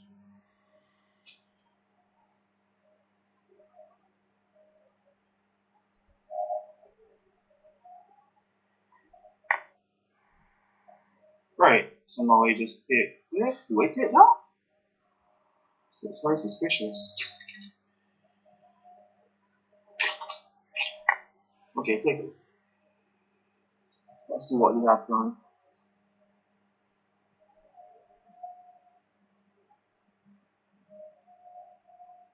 But I thought I struck the line. Which is a lot of time here. We had this position like twice before, I think. Last week or so. So it's good to see him thinking. Bishop d6. No. Oh. Hold on. That feels strange. That feels very, very strange.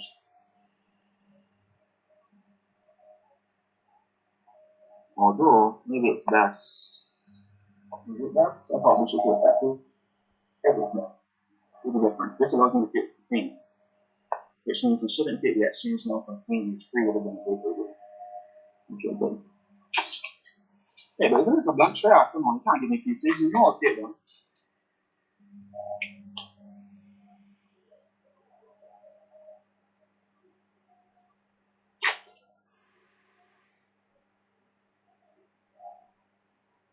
That is not. I'll take all 3 pieces.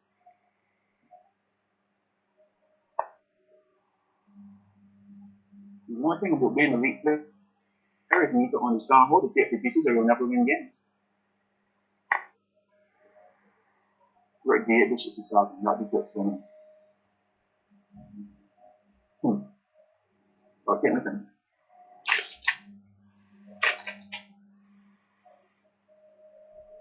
Take my time. Okay, don't take my time. Go for it. Yeah. Should be true. Okay. Is it okay?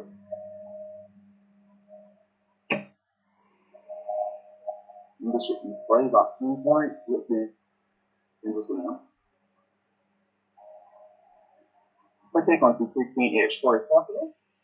Okay, no stack is possible, that's for sure. Take on c3, queen h4, bishop f1, h6, and then bishop f6.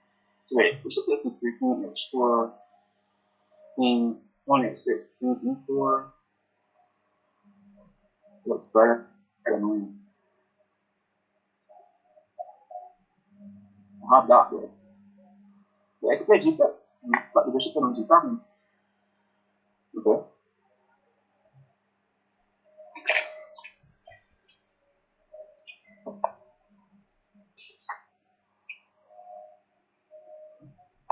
This is just went into me now, right? If you attack my king now, I will take on d6, and you are not near to me. Oh, but I have check on the back, take the queen with jack, and then take my rook with jack. No, my rook. Maintains pen. Okay, cool. This. So it's very suspect. This is a pawn. This is over. Okay, so just take here. Then pass the point of capital, I don't know for sure. Let's see, it should be fitting. So let's play.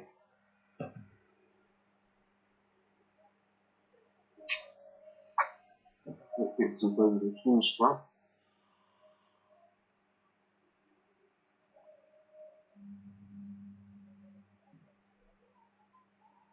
Well, you have to be careful with this bitch from before too. Wait. Hold on. There must be a name. The rect 66, pawn 66.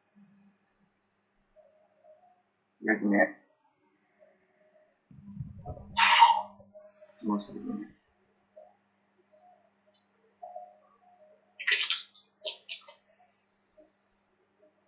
Rect 66, bishop 1c2. You could just go bishop and play down on the spot more so.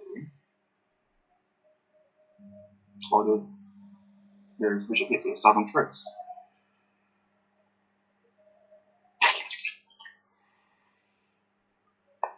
Take it slow. 62. Nah, this man's not for sure. I'm not missing that. Alright, so we're up to 10 one more game. 10 and a half to a half. So one more game before we go back to talking. Who we have here? Northridge Hall. I think that's Dominique Myers from nice. From USA. Let's see what he plays. Hopefully it's something in as well. Great. Okay. Oh. Grandpa. Okay, so he was here earlier and I played Bishop E2. So he's not getting Bishop E2. Because I don't know what prep he went and did. And I haven't that battle in the years. Okay, so just Bishop E3. And now Rook C1. So this is the Kramnik line. He's reminding me of my childhood. Let's go. Kramnik didn't play H4 though. Nah, he didn't play H4, yeah, but I've seen H4 here. Yeah, I remember studying this. Timon tried Rook B1 and then Kramnik popularized Rook C1. But H4 came a bit after. This one, I just... Actually, the H4, that's too strange. This is not feel correct. BD2. Alright, so you're giving me some new things now. Yeah, I didn't want to go to BD2 after the H4. Yeah, so... Actually, no, I don't know. This is not correct. Alright, so let's see how creative you are. So, chess time. A bit H5. It's on D4. That looks good. H. Good H. Okay, let's go H5. One thing when you play the Grunfeld, you have to be brave, you know. So make sure you calculate this because all Grunfeld players will take that on and tell you that you have to prove it. You have to prove it. They're going to take it and tell you prove it. What's up? Okay, let's take care. Yeah, it's a Grunfeld player. Oh no, this is good though. I think I have a lot of attacking count here though. You probably do. What's that count? I know he can't be taken on before no. You probably do, but this is a Grunfeld player. Grunfeld players call bluffs. So that pawn on D4 is going. True. If it's a true Grunfeld player, there you go. That pawn has to go. Nah, but this just feels lost now. Bishop C4, take on G6 next move. Rook A6. This feels almost over.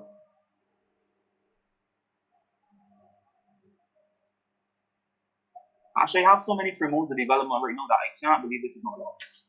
And maybe, but it's a Grunfeld player.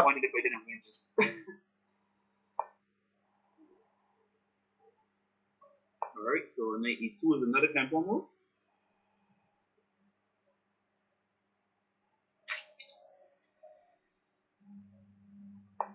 Nah, If he survives this, right after this, they're going on turn.